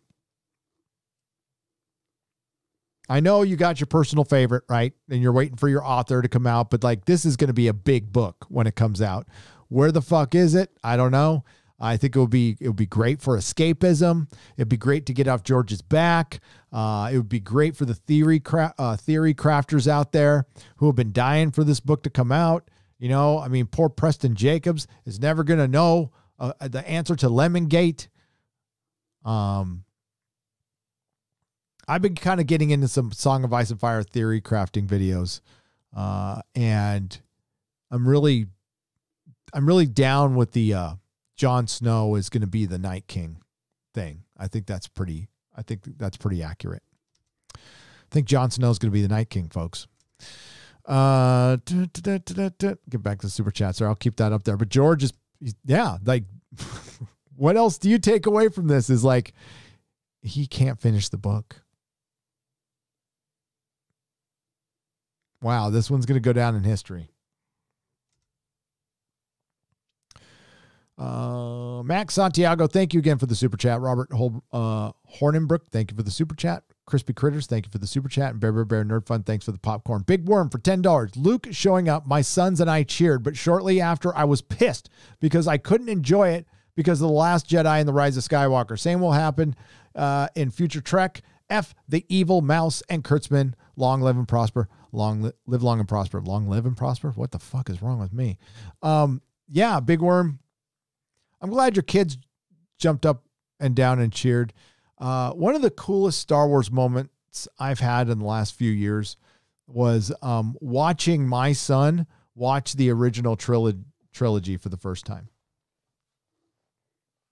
And his reaction to it, he was locked in from the go. So it shows you that this thing is timeless. The original, when you can impress a YouTube kid, basically a gamer kid, on first sitting, and he sat there and watched all three movies back to back in like an uncomfortable chair because he didn't want to move. And that was cool. And I was just observing him all day, watching him watch that, going, that's fucking cool. And yeah, it's a bummer. It's a bummer that they took that away from us because of feminism, because of Kathleen Kennedy, because she had nothing to contribute. So she felt like that's how she could contribute. Gary, is Hollywood going to get more woke now that they get 15 billion Merry Christmas? Robot Atlas for $5. I believe they were going to get more woke anyway because they believe that's what the public wants. Look at the NFL. They put that Vanderbilt's kickers, the female kicker who squibbed a kick, they put her jersey in the fucking Hall of Fame. Was it the College Hall of Fame? It had to be the College Hall of Fame. I mean, that's ridiculous. For one, there are women out there who could probably kick it more than 30 yards. As a matter of fact, I know there are. Couldn't they find one? I mean, my wife's cousins, both of them were top tier college female soccer players. So my wife's cousin is Allie Wagner, who does play-by-play for Fox, and she was on the gold medal team against China. She could probably, kick at least 50 yards, or she could back in the day when she was younger. And then her sister, Samantha Wagner, was the collegiate player of the year at Berkeley. So that's the Wagner stock. It's very good. I don't know if you guys are into women's soccer, but if you ever see Allie Wagner on Fox Sports 1, that's my wife's cousin. HG Gundam plays for $10. AT&T Warner Brothers have accepted that Wonder Woman 84 will be a loss leader for HBO Max. However, the people involved with the films are tossing fits as they are screwing the back end deals in the contracts. Tom Conkle was talking about that on Midnight's Edge, and Warner Brothers don't give a fuck. You just saw how Disney doesn't care about how they paid their authors for Star Wars books and Buffy books and stuff, residuals. Same thing's going to happen to anybody who gets post-production gets bonuses. All the bonuses are going to get screwed, and they're going to be able to hide it by saying, oh, we didn't make enough money. What they're going to do is probably keep the same threshold for the box office and try to apply that to streaming. Because I doubt Warner Brothers made that decision in 2 weeks? I don't think that was enough time to adjust like a couple of thousand people's contracts. And I'm just a layman, okay? I worked there for a couple of years. I didn't work for any contract movies. I edited some TV, and I wasn't even a full-time employee. I was a contract employee at Technicolor. Trenna is pronounced Tren, like Tren Guthridge, for $5. Have you seen Mind Melds? It's Shatner and Nimoy interview each other. Very cool and really sweet. Well worth the watch. Merry Christmas, chat. I have not seen that, but I saw I've listened to the Spock and Q thing. The spoken word thing is great. It's fantastic. I'll check that out, Trenna. And I emailed you, and I'll get back to you because I need to pay her for yarn for a Todd Baker scarf. Douglas Nelson for $5. Talent can save franchises narratively. However, considering what Hollywood's cesspool has done to the likes of Alan Dean Foster, why bother? Well, here's a question, and I'll relate it to Star Wars. How would you feel about Star Wars if Jon Favreau left? Because for this thing to work, that's why I want to tell people who are excited, be excited, enjoy your moment, but be cautious. Because so many things need to happen for what you want to happen. And you're projecting a lot on Disney that they have never said they're going to do. All right. They put up the Ahsoka logo. We don't know if that's World Between Worlds. Nobody said anything. It appears there's going to be one movie that will be moving forward, and we assume it's going to be the Rogue Squadron movie from Patty Jenkins, and that's going to take place after the Fall of Skywalker. Maybe. Everything else is a prequel except for maybe some Visionaries, which will probably have some Rey cartoons or something. But what's to say Jon Favreau, sets the stage and leaves after a couple of years? Well, that changes everything. Because I think if he goes, what fucking molecule of faith? I have no faith in this. I have faith in Jon Favreau, and I like Gina Carano. That's it. I like Gina Carano. I have faith in Jon Favreau. There were moments I liked in The Mandalorian, like the Bill Burr stuff. I thought that was great. It was great. For me, that was like, that's my takeaway from the whole damn season was the Bill Burr. That was fucking badass. But as far as other stuff, as far as narratively in Hollywood, it remains to be seen. Disney remembered that they were in the business of maybe making people happy last Friday. Let's see if they remember that. But, It's really easy to get over Disney. You know what I'm saying? That's why I'm like not a fan of this company at all. I fucking hate them. I've always hated them as a company. Always. And that's why when they bought Marvel, oh my God, I was just beside myself. I was so fucking pissed. I was like, no.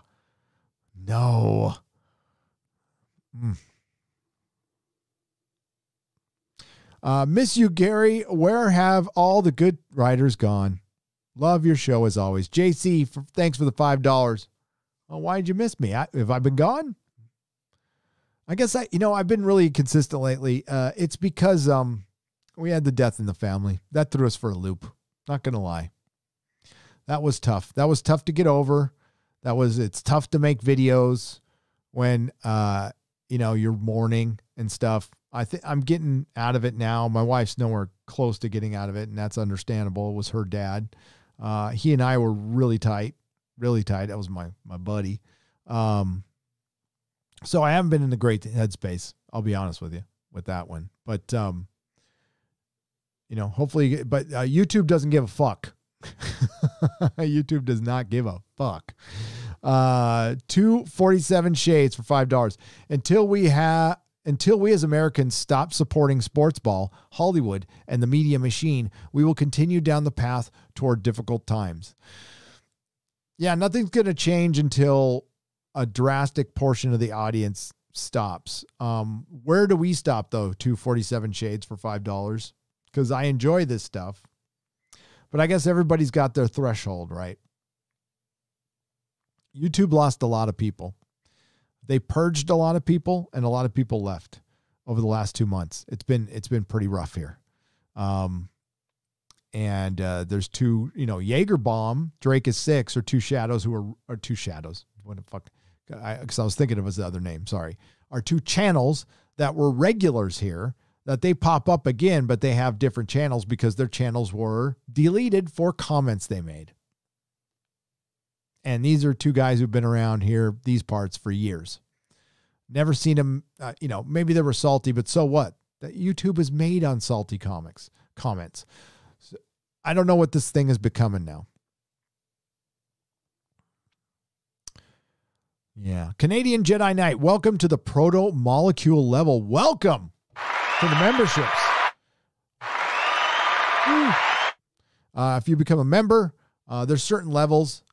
It helps support the channel. Thank you very much. You get once in a while access to early videos. You're going to get exclusive videos, and you also get a live stream, an exclusive live stream where you can come in and we all chat together.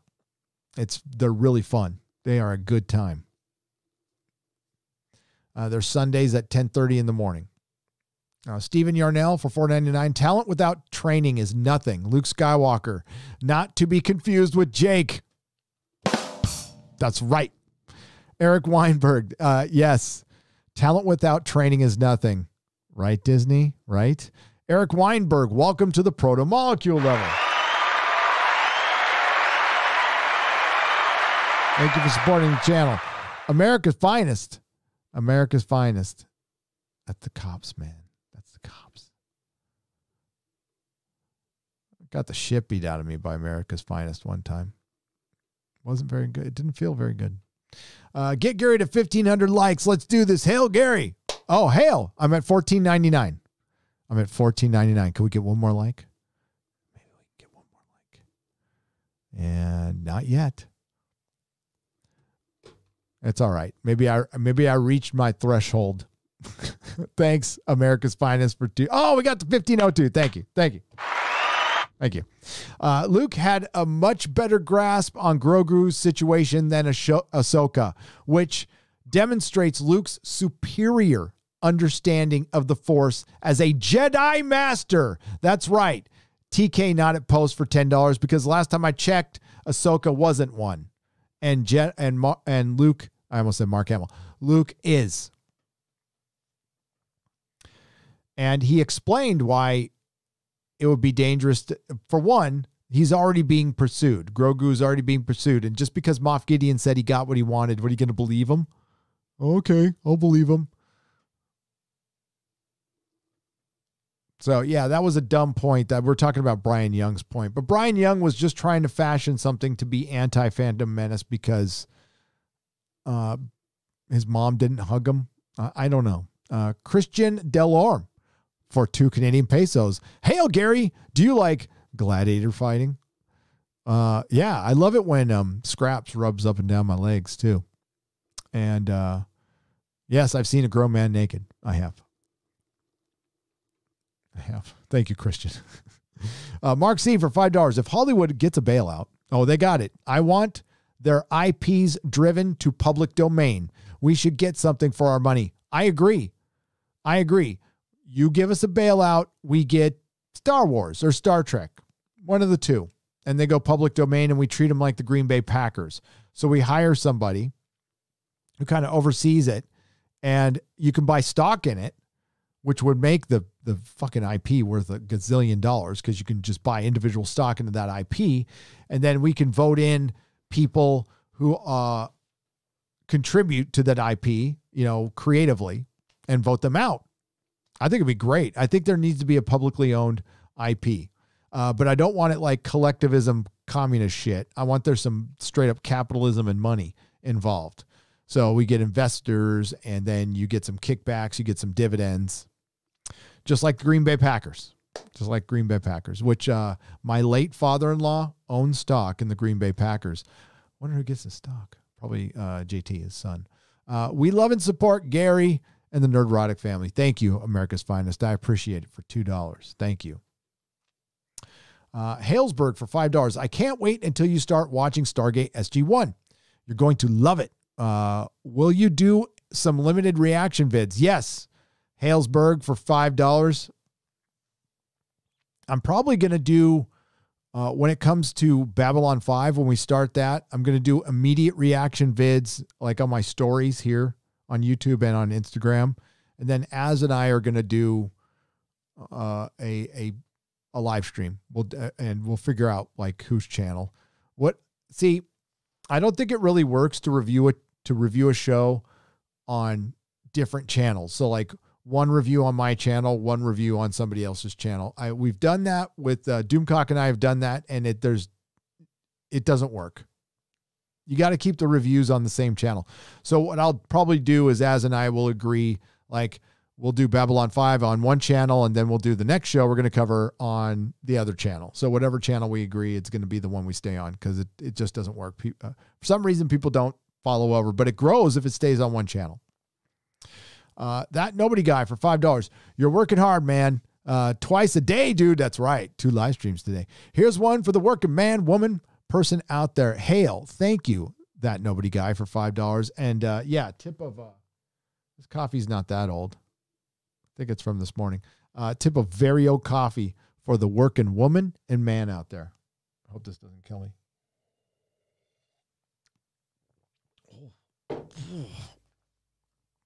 Coffee sits there all day. Oh my God. It's like crack. That Nobody Guy. Thank you again. Scottish Nerd. Thank you for the trees. Thank you for the pine trees for £1.49. I appreciate it. Mark with the C. What's up, Mark with the C? For $5. I watched The Mandalorian with my son. Dad, are you crying? Seeing the real Luke again brought me back to seeing Star Wars in 1977 with my dad. There's nothing bad about that.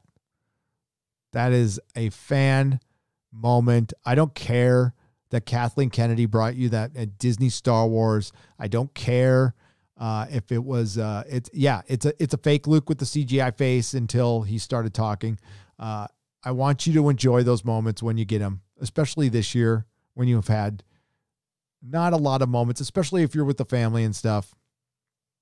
It's okay to enjoy that moment, and we can criticize Disney later, you know?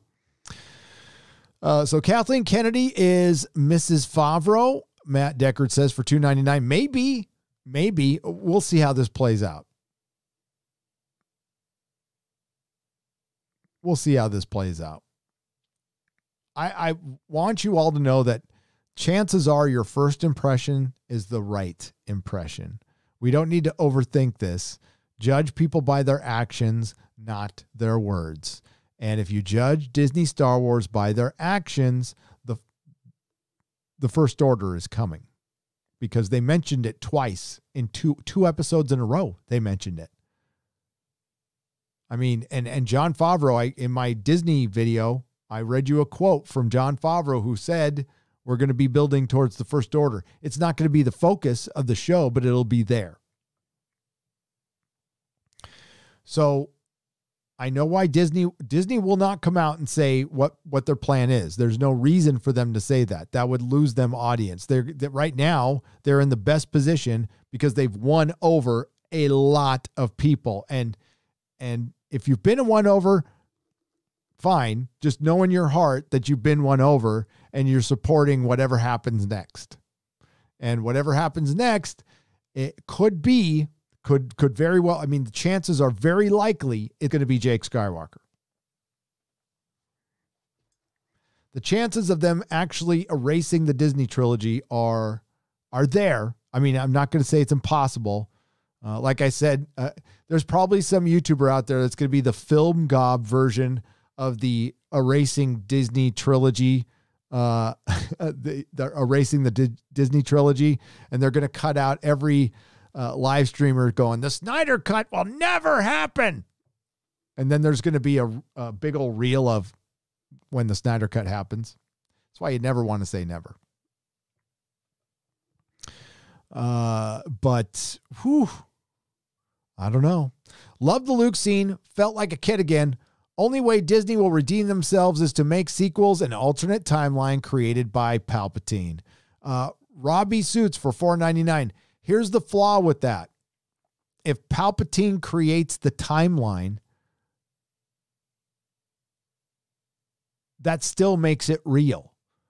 That still makes the Disney trilogy real, because it was manipulated by Palpatine, who still eventually wins. So he creates another timeline to go lose in.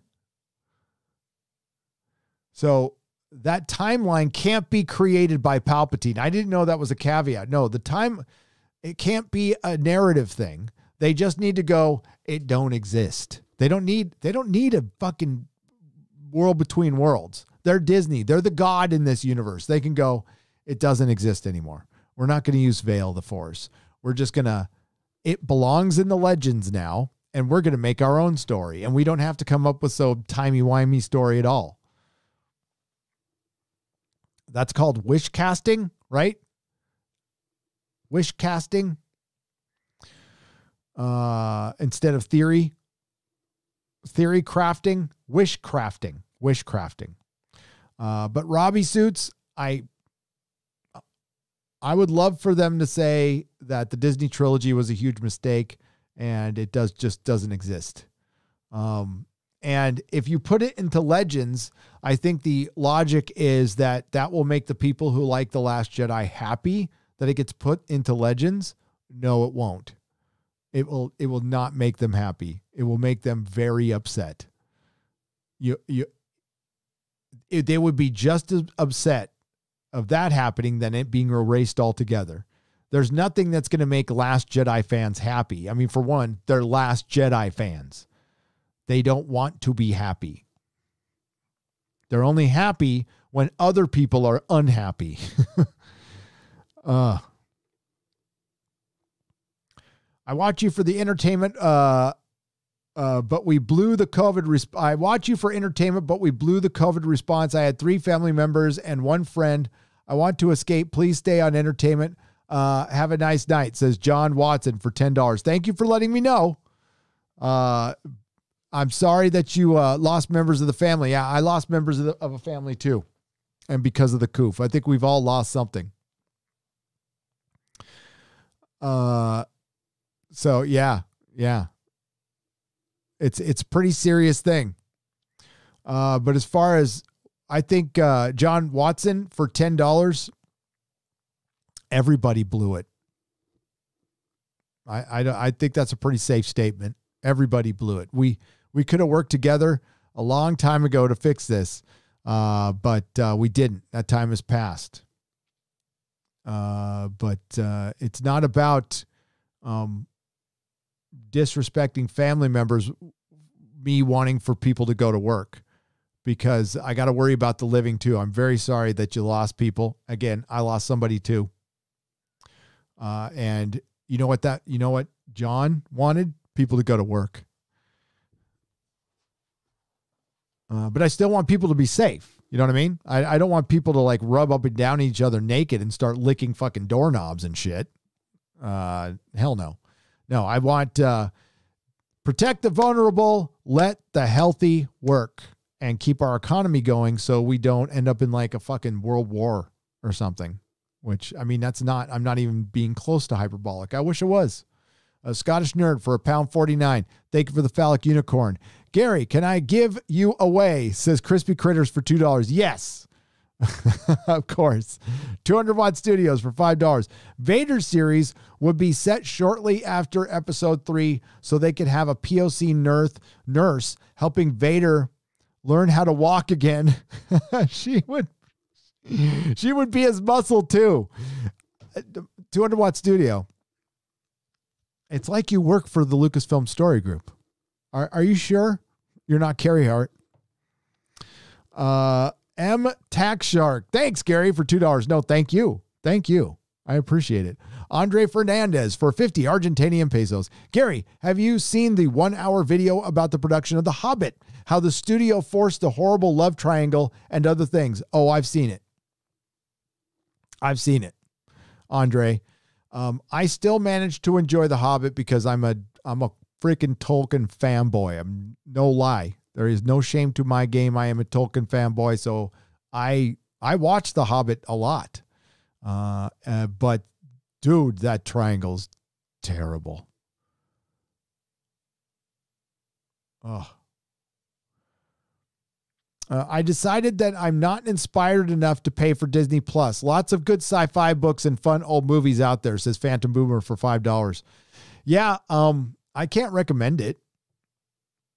Listen, if you like Gina Carano and you want to see Luke come back for 5 minutes, I think is there a free offer out there? I think you can get it for a month for free. You can burn through The Mandalorian in a day. It's 4.5 hours. It's like a really long movie. I am looking forward to seeing it in as a binge to review it, because I did enjoy it more, season 1 anyway, when I did that. Again, it went from a 7 out of 10 to like a 7.5 out of 10 afterwards. Does that mean it's a ringing endorsement of Disney? No. You convinced me. I just canceled my Disney Plus for 200 Watt Studio for $2. Good. Nerds, 200 Watt Studio. I love you. And you were happy with the Luke Skywalker return, right? I mean, it's fine to be happy with it. Again, nerds should boycott all mainstream media right now. Port film co-op for $2 Oh, it's hard to ask for boycotts, man. I'll tell you why it's hard to, and why I don't ask for boycotts. For one, there are innocent people who work at Disney. I don't talk about this very much. I have a very good friend who works for Lucasfilm. I do. We met through the comic book store. I do not talk to this friend about anything he works on, ever. It's because I don't want to get him in trouble at work. And believe me, he's a good guy. He's a good guy. He's one of us. He's one of us, and it affects them. But the other thing is, every time we've tried that, it just doesn't work. It doesn't work. And Port Film, thank you so much for the super chat. And I would just refer you to last Friday, why we can't ask for boycotts, because look how many people just went back. It was just gone. And, and I can't, I mean, yeah, going back full bore just on that one moment, a little much for me personally. And I hope people know the difference. Like, I don't care that you enjoyed the scene. That's great. But if you enjoyed the scene and like went, Disney, here's all my money. It's like, oh, okay. Maybe they weren't really down with what we were doing over the last couple of years. That's all I can say. JVH for 5 Canadian pesos. My girlfriend says, does watching the guy talk about Star Trek make you feel better about Star Trek? And my answer is yes. Thanks for doing what you do, buddy. Thanks. It's therapeutic. And tell her, I mean, I talk about Doctor Who too. It makes me feel better. I haven't even talked about Star Trek tonight, really. I will keep watching Mando until the story obviously moves towards the last 3 movies. Then I'm out, says Ian for £5. Okay, Ian. Ian, we're friends. Do you know that you're probably guaranteeing it's going to happen by fully supporting it? Now, there's a difference between watching it and supporting it. If you're just going to watch it and you review it or you watch it casually, all right. But that's probably going to guarantee that it goes towards the last 3 movies. So the same question was asked of me with the Song of Ice and Fire. I knew there was a very good chance that George would never finish the book, but I stayed a fan because I love it. Because I fucking love it. I thought it's some of the best books I've ever read. I love the theories about it. I love everything about A Song of Ice and Fire. But then there was just a point where I reached my threshold where I'm like, okay, I'm not giving and I gave George a lot of money. I went to Santa Fe, New Mexico, to go visit my mom, but I also wanted to see to see George R. Martin. And if I hadn't had to go back to my car to get my keys, I would have seen him in a restaurant because my wife got to see him. I saw him later. But then I went to Meow Wolf, and I went there because of George R. R. Martin. I'm a big fan. I'm a big fan of the guy. But there's a point where I just went, enough. He's not getting another cent of my money until he finishes that book. And George hasn't done anything within his narratives. And I know where he stands politically, but he's never insulted fans. He's he told the people who said he was going to die to fuck off. But I mean, that's okay. That forgive him for that. But there was a point where I said, no, enough. I can't give you any more money, dude. Not until because you are disrespecting fans now. Now you are at the point where you're disrespecting fans by going out and buying fucking choo-choo trains and not, that's enough. Your only focus should be that book. No blogging about the fucking Jets or the fucking Giants or anything or the election. Finish the book. Every word you write should be the book. And then go fucking blog away about everything else. And if you're not feeling it, ask for help because the people who gave you money deserve a finished story. Oh, and if it's so hard, think about the dude who has to fucking work in the coal mine just to feed his family. And thank your lucky fucking stars you get to write, like pretend for a living and make millions doing it. And you live in a country that allows you to do that.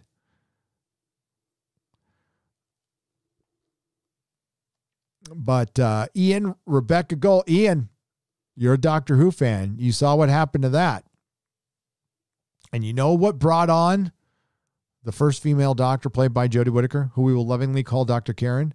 We Doctor Who fans not calling out the wokeness when it was there in the Capaldi era. When all of us were late on that. We should have been doing it then. We need to create our own separate culture and art, says Port Film Co-op for $2 Australian. Yes. And I think a lot of people are starting to do that. Ian, the super chat right above you, he does a web show called Rebecca Gold. So he's making his own stuff. We have Ethan and Richard and Malin and Cecil. Well, Cecil's not going to deliver. His thing is called Cash Grab. But we got a lot of guys over there at the Comics Gate and outside of Comics Gate doing their own thing now. That's great. It's absolutely a brilliant thing. And I think that it could work as far as books and comics are concerned. shit, I would want to do an audio. I want to do an audio, dramatized audio play. But I'd have to license something, and I don't know. I don't know if we could do it with an original thing. I don't know if enough people will be interested in it, but that's what I want to do. Plus, we got a big announcement tomorrow. Don't forget, big announcement tomorrow, 10 a.m. TK Not a Post for $5. Quote of the night, Boba Fett shrunk, LOL. Yeah, Boba Fett shrunk like a foot. Jeremy Bullock, I think, was like, what, 6'1"? And I think, God, who's the guy I'm sorry, I forget his name. He's like, what, 5? I mean, it's not a foot, but it's like 7 or 8 inches, man. It's a lot. He shrunk and got a little wider. Now, I'm not going to, dad bod is fine. That doesn't bother me at all. Dad bods represent. Elizabeth Barlow, although I don't really have that dad bod anymore. I've lost all my COVID weight. Elizabeth Barlow for $2. I feel bad I can't get into Mando. I'm just jaded. Yeah, I mean, there is jaded. Jaded exists, Elizabeth. I don't know if you're jaded or you're just smart or you just don't want to get burned again. Because there's a very, very good chance they're going to burn everybody again. Like, Ian, are you cool with that? I mean, 75% chance you're getting burned again, buddy.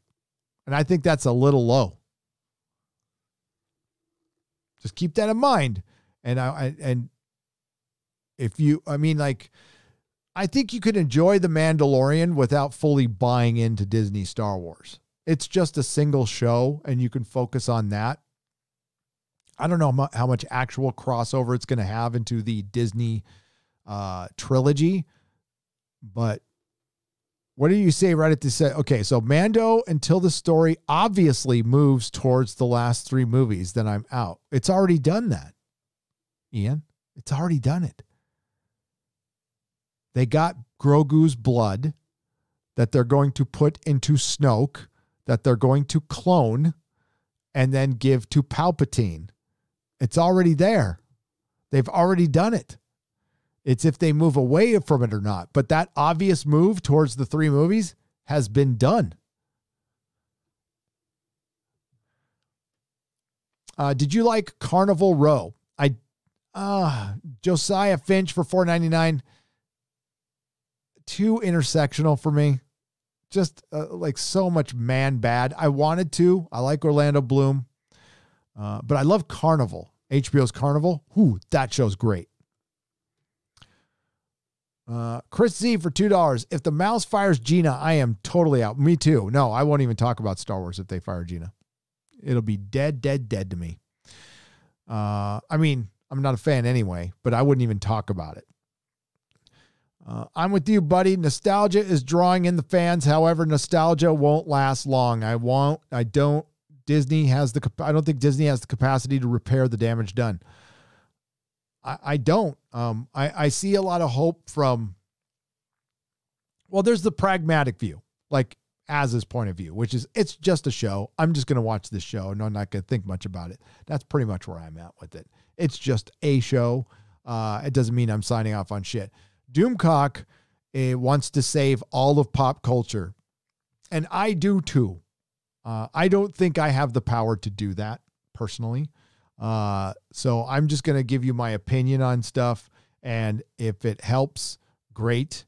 What I'm trying to do is entertain people, bring awareness to things, and basically do what the access media won't do, is just try to sift through the bullshit, and you guys help me. I can't do it without you guys. I can't.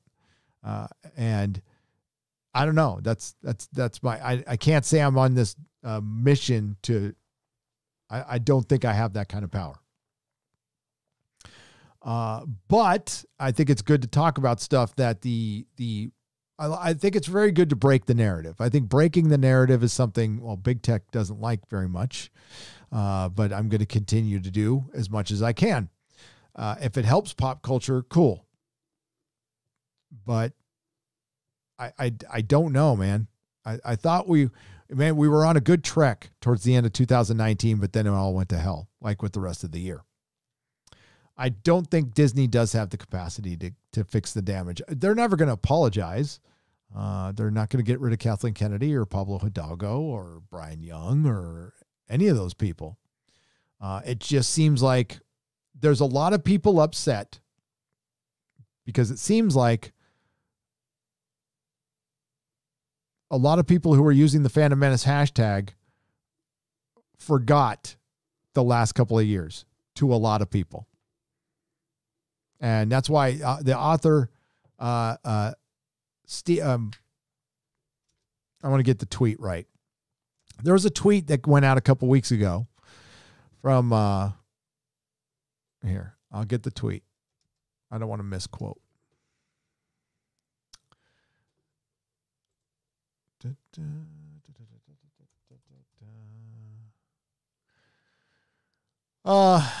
I can't. Okay. Stephen Wayne Art put out a tweet. Basically saying a lot of people in the Phantom Menace need to apologize to Rian Johnson. And that tweet got a lot of responses.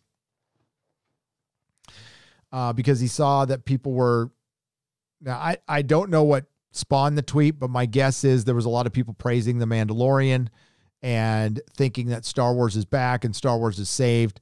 And if you certainly were in the Phantom Menace a couple of years ago and you believe that Star Wars is absolutely saved to you personally, okay, all right. And there's also writing what's popular. There's that too. And there's genuinely liking the moment. And like I said before, you can like the moment without signing off on Disney. I don't know how you can, if you were with us, if you were, on our journey over the last couple of years and you just saw that moment and you're like, everything's cool with Disney now. Okay. That one I have a hard time believing. Again, enjoy the moment. It was a good moment. It's fine. But there's that out there that people are just saying that the Phantom Menace is dead now because everybody's jumped on board with The Mandalorian. And, for the most part, a lot of people have. I don't know if they've come to terms with it or not, but they have. So like even Ian's like, I'm going to support it until they show it outwardly that they're going to go towards those 3 movies. And I would argue they already have. So we'll see. We'll see. If they veer away from them, that's cool. And like I said, my emotional attachment is completely severed. So I'm just observing this. So, I mean, Disney goes fucking woke as they want, and I'm not going to get bummed about it or upset because they've told us they're going to do that. They've done it in the past. So if they do it again, we can't be surprised. But it might surprise some people again. What are you going to do? What are you going to do? That's fandom. That's fandom. And we can be our own worst enemies. If you watch The Mandalorian while pretending the sequels don't exist, it's 100 times better. Apparently, Filoni wants to use more from the Legends books, though. But look what we have to do. You have to go through these mental gymnastics to enjoy this thing. I got to pretend that the sequels don't exist, or I got to pretend they're being erased. Sure. If I watch every Star Trek episode pretending it's not connected to another series, then it's a new show. But no. If I have to pretend that the Disney sequels don't exist to enjoy something, then they failed. That's it. I don't want to have to go through that. You should see the writers on the stimulus bill. We're being distracted with a dangling carrot. Oh, it's barely I understand what you're saying. Alt-Shift-M for $5. But it's not even a dangling carrot. It's a dangling freaking piece of dirt. I mean, it's like nothing. It's a joke. George Perez for $5. What do you think of the majority of the COOF stimulus money going to foreign countries and federal buildings? I think it's complete bullshit. I mean, I don't think what you're saying is bullshit. I think it's complete bullshit. And the fact that we're sending money to foreign entities, which is true, by the way, it's the system being the system. What's the definition of insanity, ladies and gentlemen? doing the same thing over and over again and expecting different results. It applies to our current politicians, and it applies to Disney. I think a lot of people just wanted to be happy, and they were really happy to see Luke come back. And I think a lot of people have had a time to think about it. But yeah, the overwhelming response is, and I meant it when I said it earlier on, Disney is saved, or Star Wars is saved. It is absolutely saved. Not with me. Okay. Not with me, but with most of the fandom, they did all the work they needed to do. They don't need to erase anything. They don't need to do anything. It's saved for a good, unless they royally fuck it up again, which they could do. They got 5 or 6 years of a lot of money, a lot of fans, and will The Mandalorian be The Force Awakens all over again? As far as it didn't give you much, it was mostly inoffensive, and man, did it make a lot of fans happy because they projected a lot more onto it than what was actually there. I believe the answer is yes. Just want to show support. Also, notice you got an arcade cab to your left. That's right. Do you have any personal thoughts on feelings on these arcade one-up machines? I love them. I freaking love them. I actually have a Star Wars one that is my son's, but it's in here because he couldn't fit it in his room. Here, I'll show you. These fucking mosquitoes are back in here. God, I hate these things. So I've got that, the Star Wars one, and this. That was in my comic shop. Let's picture me and Stan right there. There's my boys' art. And you could see I'm not quite finished. I'm almost done. This thing was not easy to put together. I got a pinball machine over here too.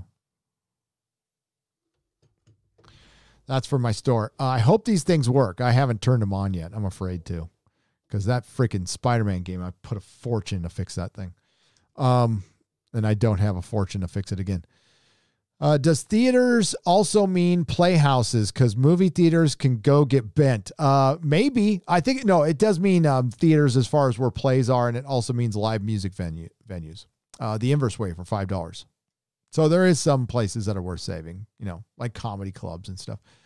Just want to support. Thank you again, Shiny311. Found hope for $5 Australian. 2020 is almost over. I hope 2020 does this. I hope 2021 does ask us to hold its beer. I am not sure the world can take much more of the insanity. Not many more straws, poor camel. I agree. 2021 needs to be a nice mellow year where people can go outside and live their lives. To respond to the super chat earlier, so many people misinterpret what I say. I don't know what people expect. I mean, COVID is serious. It's killing people. I understand that. We can't, I mean this, we can't lock down forever. Like, the world will fall apart. Like, it's not a joke. We need to make money. People need to go out and work. And yeah, it'll be risky. And it sucks. And if you're vulnerable, be safe. No, I don't want my mom getting sick or dying. But I also, and she's been locked up for fucking a year, in her building, like a prisoner. It's, they do the best they can and they take a really good care of her, but it's affecting all these moms and dads and grandmas and grandpas who can't see their kids and stuff. And it's affecting everybody. And we're all trying to do our part. And it sucks that people are passing. Again, I just lost one, and we could say the COVID thing was sloppy. Sure, absolutely. I totally agree with you. Without a doubt. It's been absolutely sloppy. And it's because it happened in an election year, and it's because the parties wouldn't fucking work together, and they've all fucking failed us, and they all should be removed. Because they've all failed us. Our mainstream institutions have failed us. Big tech has failed us all. And we need to stop letting this happen. We're getting steamrolled, folks. And if we don't talk about it, we can't change anything. I would love to, there's little moments where we win, and that's good because I want the people to win because I want you to be happy. I want you to be free, happy, joyous, and free. That's what I want. And right now, that's not happening. It's the little moments we got to take. We still got to live our lives. A government doesn't get to tell you what to do. And just because I'm saying it doesn't mean I'm telling you to be irresponsible and go out and get somebody sick. When I say, let's open this place back up, I mean it because I don't think it really changes that much. I think, unfortunately, the people are going to pass anyway. The COOF is going to do what it's going to do. It's an absolute. I would love to think the vaccine is going to be this big savior. We'll see. I'll pass personally. A good decision would be to split the book into 2 separate books. Nicholas Horton it wins a winner. Yes. Well, no, because that will take him longer. He did that with A Feast for Crows and A Dance with Dragons, and it took him another 5 years. I think he's close to saying, F it. That's just my personal thoughts. I could be wrong, but I think he's really close to saying F it. Here's what I think. I think the book was largely written and he went back and rewrote a bunch of it and fucked it up.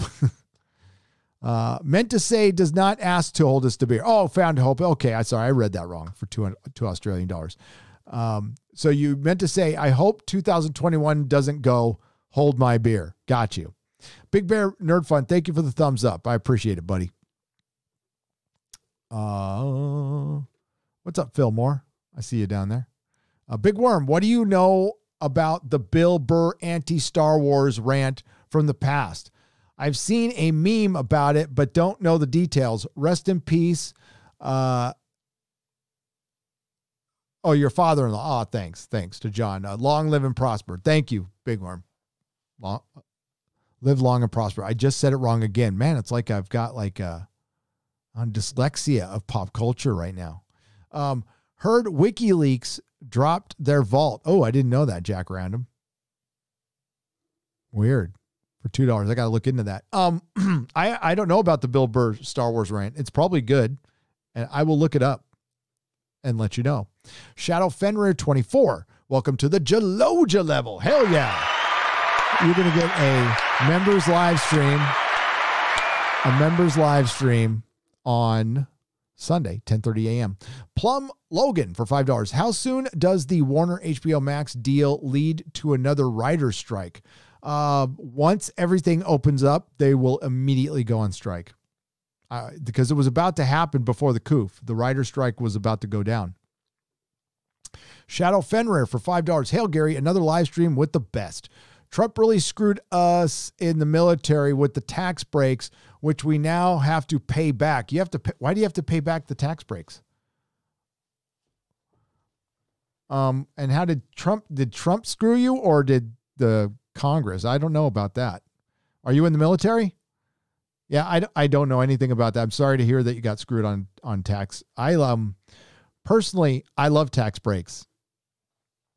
But they're not tax breaks if you have to pay them back. Yeah, I don't quite understand that, Shadow. I hope things get better. All I know is I paid the least amount of taxes over his presidency than I did my entire life. And prior to the COOF, business was great. Everything was on the upswing. California was kicking ass as far as the economy is concerned. The small business was doing better than ever. And it all went to shit literally fucking overnight because of the responses with our local government. It could be different where you are. Aiden, thank you for the 70 Zardazes from South Africa. Hey, Gary, if escapism from the 80s was based on adventure and a story from the 50s, and today's escapism is based on 80s escapism, I'm not excited for the future escapism if it's based on today's stories. Yes. So you're talking about the rule of nostalgia. I just called it that. But so, okay, for one, 70s escapism was based on the 50s. So it's the late 70s, early 80s, was all based on, was 50s nostalgia. You know, Happy Days, American Graffiti, da-da-da-da. And that's because of the 20-year rule. Once you become older, you start missing stuff from your childhood, and you have enough disposable income to kind of relive that stuff, right? So that's what pop culture is kind of based on. And then we went to the 80s, where the early 60s was in vogue, and then the late 60s came into vogue around 1985 to about 1994. Then 1994, the 70s got hot, and there was that 70s show and da-da-da-da. And the 80s have had a good long run, like a little too long. We should be we should be into the 90s by now, and we're starting to creep in there. But as far as the rule goes, the 80s have lasted longer than anything. It was a good era. It was a good era. But everybody in the 80s was obsessed with the 60s. Absolutely obsessed with fucking hippies and fucking classic rock. And that's where classic rock started getting coined. And yeah. And it wasn't bad. Like, there was dead shows, and there was really hot girls who like dressed up like hippie chicks and dropped a lot of acid. And it was fun. It was fun. But yeah, anything from 20 years based on this time, well, you know what it's going to be? It's going to be pretty bad. Melissa Lord for $5. My hero Luke Skywalker is back in true form. I just screamed Luke through tears of joy. To the king, hail to the King Favreau, who exorcised the demon Ruin Johnson. And that's Melissa saying it's been absolutely exorcised. And if you felt that way, that's cool. That's cool. Here's Raging Rhino for $2.99. You're the only person I can trust with Star Wars. And that's because I don't care about it anymore. Oh my God. I would love to have my pom-poms out and just go, The Mandalorian. I can't though. I can't. Sorry. Got to blow out my citronella candle. Raging Rhino, thank you for the $2.99 Australian. Listen, Jeremy's being honest, Az is being honest. Everybody's being honest. They're just like, hey, the moment got me. I'm a fan. I'm a nerd. Nothing wrong with that. It's a good moment. I think there's a lot of people who think there's a path to redemption with Star Wars, but it's with Disney Star Wars. And I think listen, a lot of those Raging Rhino, a lot of those people weren't in the trenches with like Ichibaka and Data Racer and others. Now, and I don't know how they feel about it. Maybe they're happy about it. I don't know. I know Anna had an emotional response, but she's called that Star Wars girl. You know, that makes sense. That makes sense. I'm not a Star Wars channel, so I will certainly cover it, and I will never shame a fan for being happy.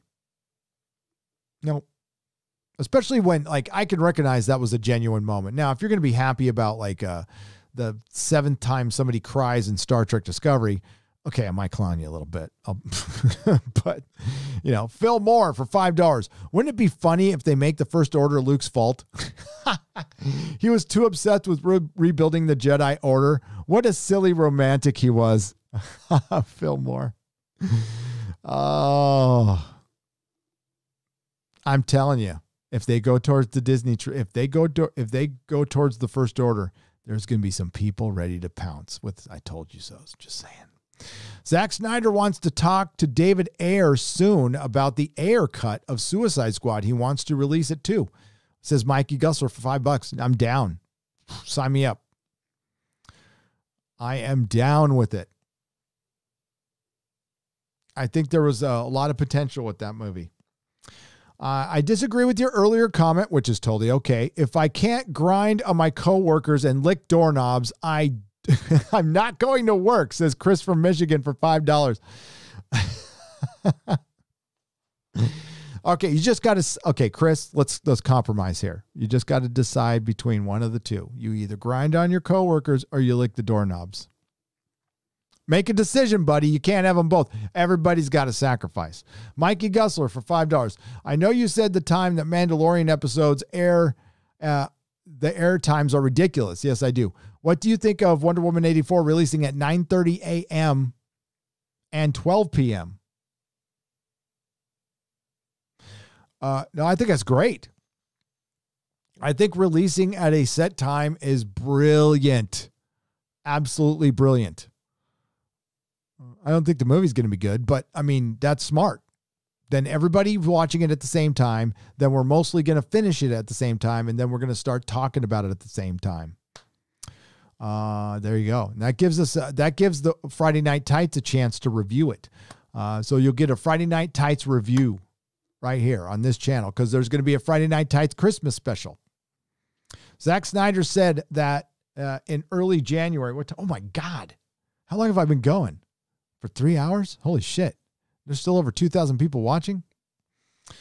Zack Snyder said in early January, we will get an exact release date for the Snyder Cut and a new trailer. I'm so hyped. I can tell you are. I thought it was March. So we're getting it in March, right? I'm fucking fired up, dude. I'm ready, because you got me fired up, Mikey. Tracy Bullet for $5. I was late to the party. Hope this time slot becomes a regular thing. I don't know. Should it be? It can be for some nights, I guess. Here's my compromise, Gary. If you're going to cover those crap shows from Lucasfilm, then watch and make a video about My Hero Academia. You will love it. Okay, Max. Okay. I can do that. Somebody sent it to me and I got to watch it anyway. So, Dave Queenan for $5. I'm a hardcore original trilogy fan back to 77, and I like The Mandalorian well enough, but I'm deeply skeptical about the House of Mouse. And that's pretty much, that's what I would do going forward, David. I would be skeptical as hell, but doesn't mean you can't watch it. Someone should recut the last episode, the last ep of Matt Smith, Doctor, in which a way as to end the series with the Doctor dying heroically, since he was supposed to be the last. Maybe. I mean, somebody can do that. Kasparis for $5. I mean, you all caught what he said. He threw some major fucking shade at the Christmas special. That was beautiful. Luke's scene is a powerful moment, and it brings a feeling of hope, but I'm not gonna get hurt again, says McKinney90. What's up, McKinney90? Machini90. Is it? That's right. Machini. I always call you McKinney, but I think it's wrong. Sorry. My apologies. Thank you for the $5. Yeah. I mean, why bother setting yourself up again when you can let it play out? And if it plays out where they erase it, then you're free to enjoy it. But imagine, well, God, how many times have I heard other YouTubers say, I'm not going to get involved in a TV show because it might disappoint me? And I always say, and give it a shot at least. But this one, Disney has priors, folks. How they say it, in the pen, they got priors. There's a long history of disappointment. And they gave you a kernel. That was it. Ages flow. Welcome to the Geloja level. I appreciate it. And there'll be, by the way, thank you. Elizabeth Barlow for $5. I had to move back to my parents because of the coof, and it's been hard because we disagree politically a lot. I hope 2021 is better, but it's hard. I'm sorry, Elizabeth. Yeah, I had to move back with my parents once. Last 2 months. I thought I was going to kill them. It was my wife too. It was my first marriage. Crazy. Elizabeth, best of luck. Just maybe try to avoid politics. Talk about Star Wars instead.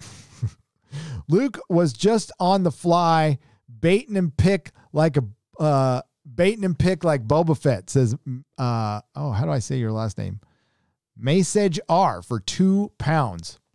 He was just on the fly, baiting and pick like Boba Fett. Yeah, he was just buzzing by. That's all. That's what I got out of that super chat. I could be wrong. Keaton Smith for $4.99. Hail Nerdrotic. When will EVS next be on Friday Night Tights? And could you check on check out Snowman, A Cold Day in Hell on Indiegogo. Book looks awesome. Yeah, I can do both. EVS will be back on probably within a couple months, a month maybe. I don't know. We have no guest for Friday if he wants to come on Christmas Day, but he's got his family, you know. But if he wants to come in on Friday, he can. I need to talk to him anyway. I actually need to ask him a couple of questions. Talks Fox for £5. Hey, Gary, what do you think of the new take from modern day comics prehistoric mutants and the fact that mutants and humans evolved simultaneously? Is that from you mean X-Men? Talks Fox from £5? That mutants and humans evolved simultaneously?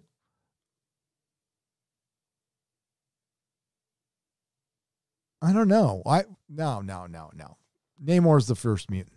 That's the Apocalypse, but I thought Namor was always the first mutant to me when I was growing up. Then there's Apocalypse. But if they're changing something, I don't give a shit what Marvel does now. I don't care because Star-Lord is bi and I refuse to recognize anything they fucking do. As a matter of fact, Marvel ended for me in Secret Wars. When Secret Wars started. So towards the end of the Marvel Now shit, done. I don't recognize anything they do after that. Will Gentry for £2. What did Matt Smith say? Please enlighten me. Will, watch my video. It's in my video, Will. You can go watch it there. I have a Doctor Who video. Jack Random for $2. Will Disney do a John Carter series? God, I hope not. Thank you for the super chat, Will, but I made a nice long video that I really appreciate if you'd watch. Draco for $5. Jack Random. I love the John Carter movie that they did. And Bob Iger like deliberately fucked that thing over because of Star Wars. And it pissed me off because I thought it was pretty good. And they should have called it John Carter from Mars. Draco Argentinius for $5. Argentus. Okay, thank you. Creative excellence enhanced by data-driven audience insights. That's from Bob Chapek himself. Just one kernel made lots of data. Oh, Draco. Thank you.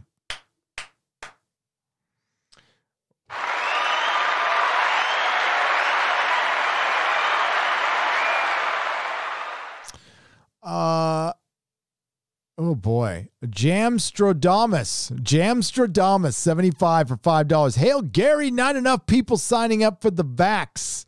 So the fear porn must be ramped up from XX to XXX in the UK. Oh, you mean the 70%, the mutant strain? Yeah. You never know. I'm not allowed to question things here at all, but I'm sure you can tell from my facial expressions. It's all full of shit.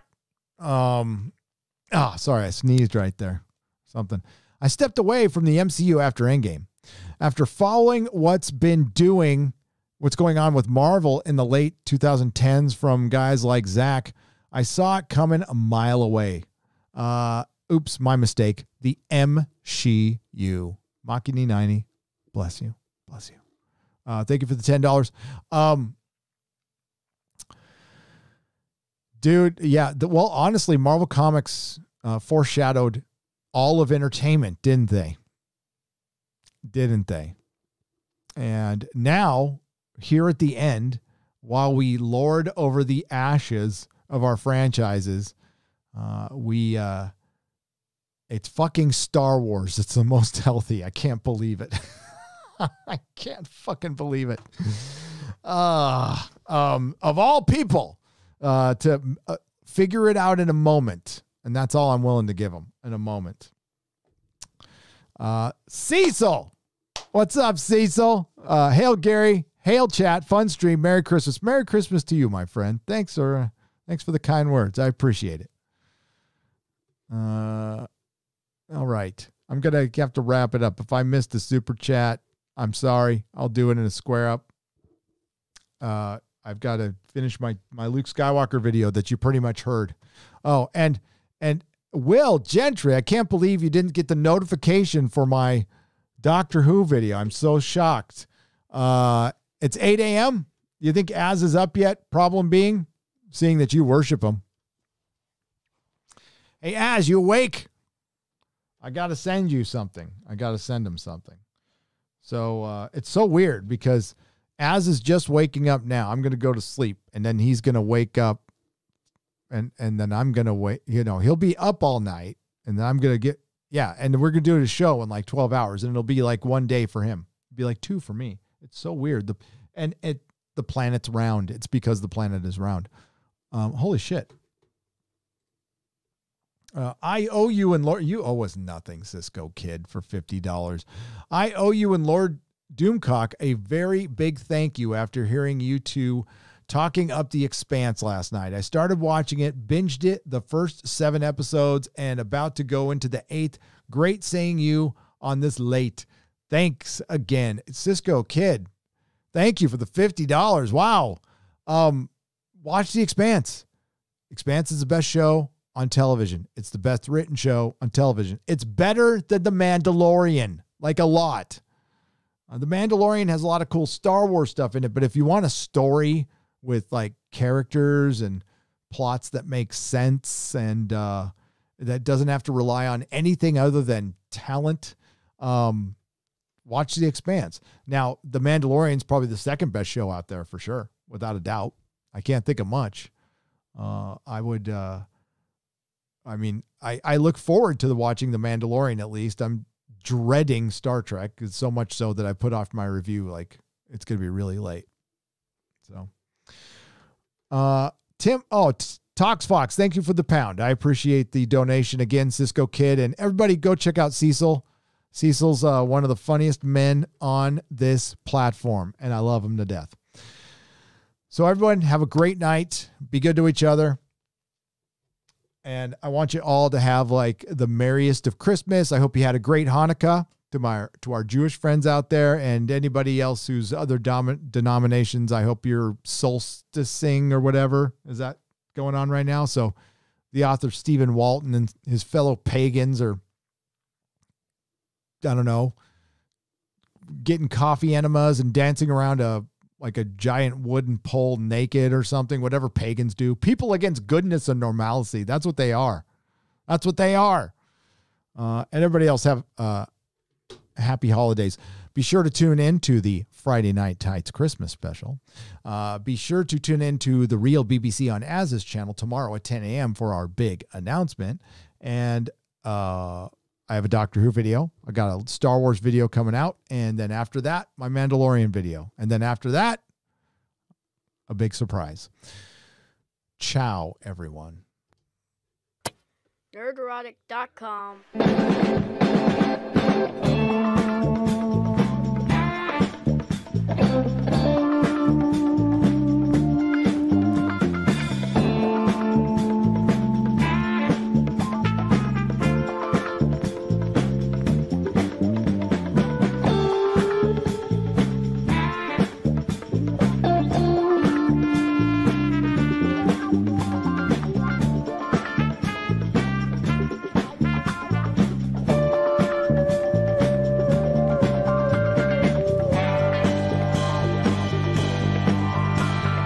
Big thanks to the Nerdrotics. Thank you to everyone who participated, taking your time out of your life. We only go around this thing once, so I appreciate anybody taking the time to watch me for any reason whatsoever. Thank you to everyone who super chatted, who helped support everything that's going on here. Lady Grey Master Perry Chan and everybody on Friday Night Tights. And y'all have a good night.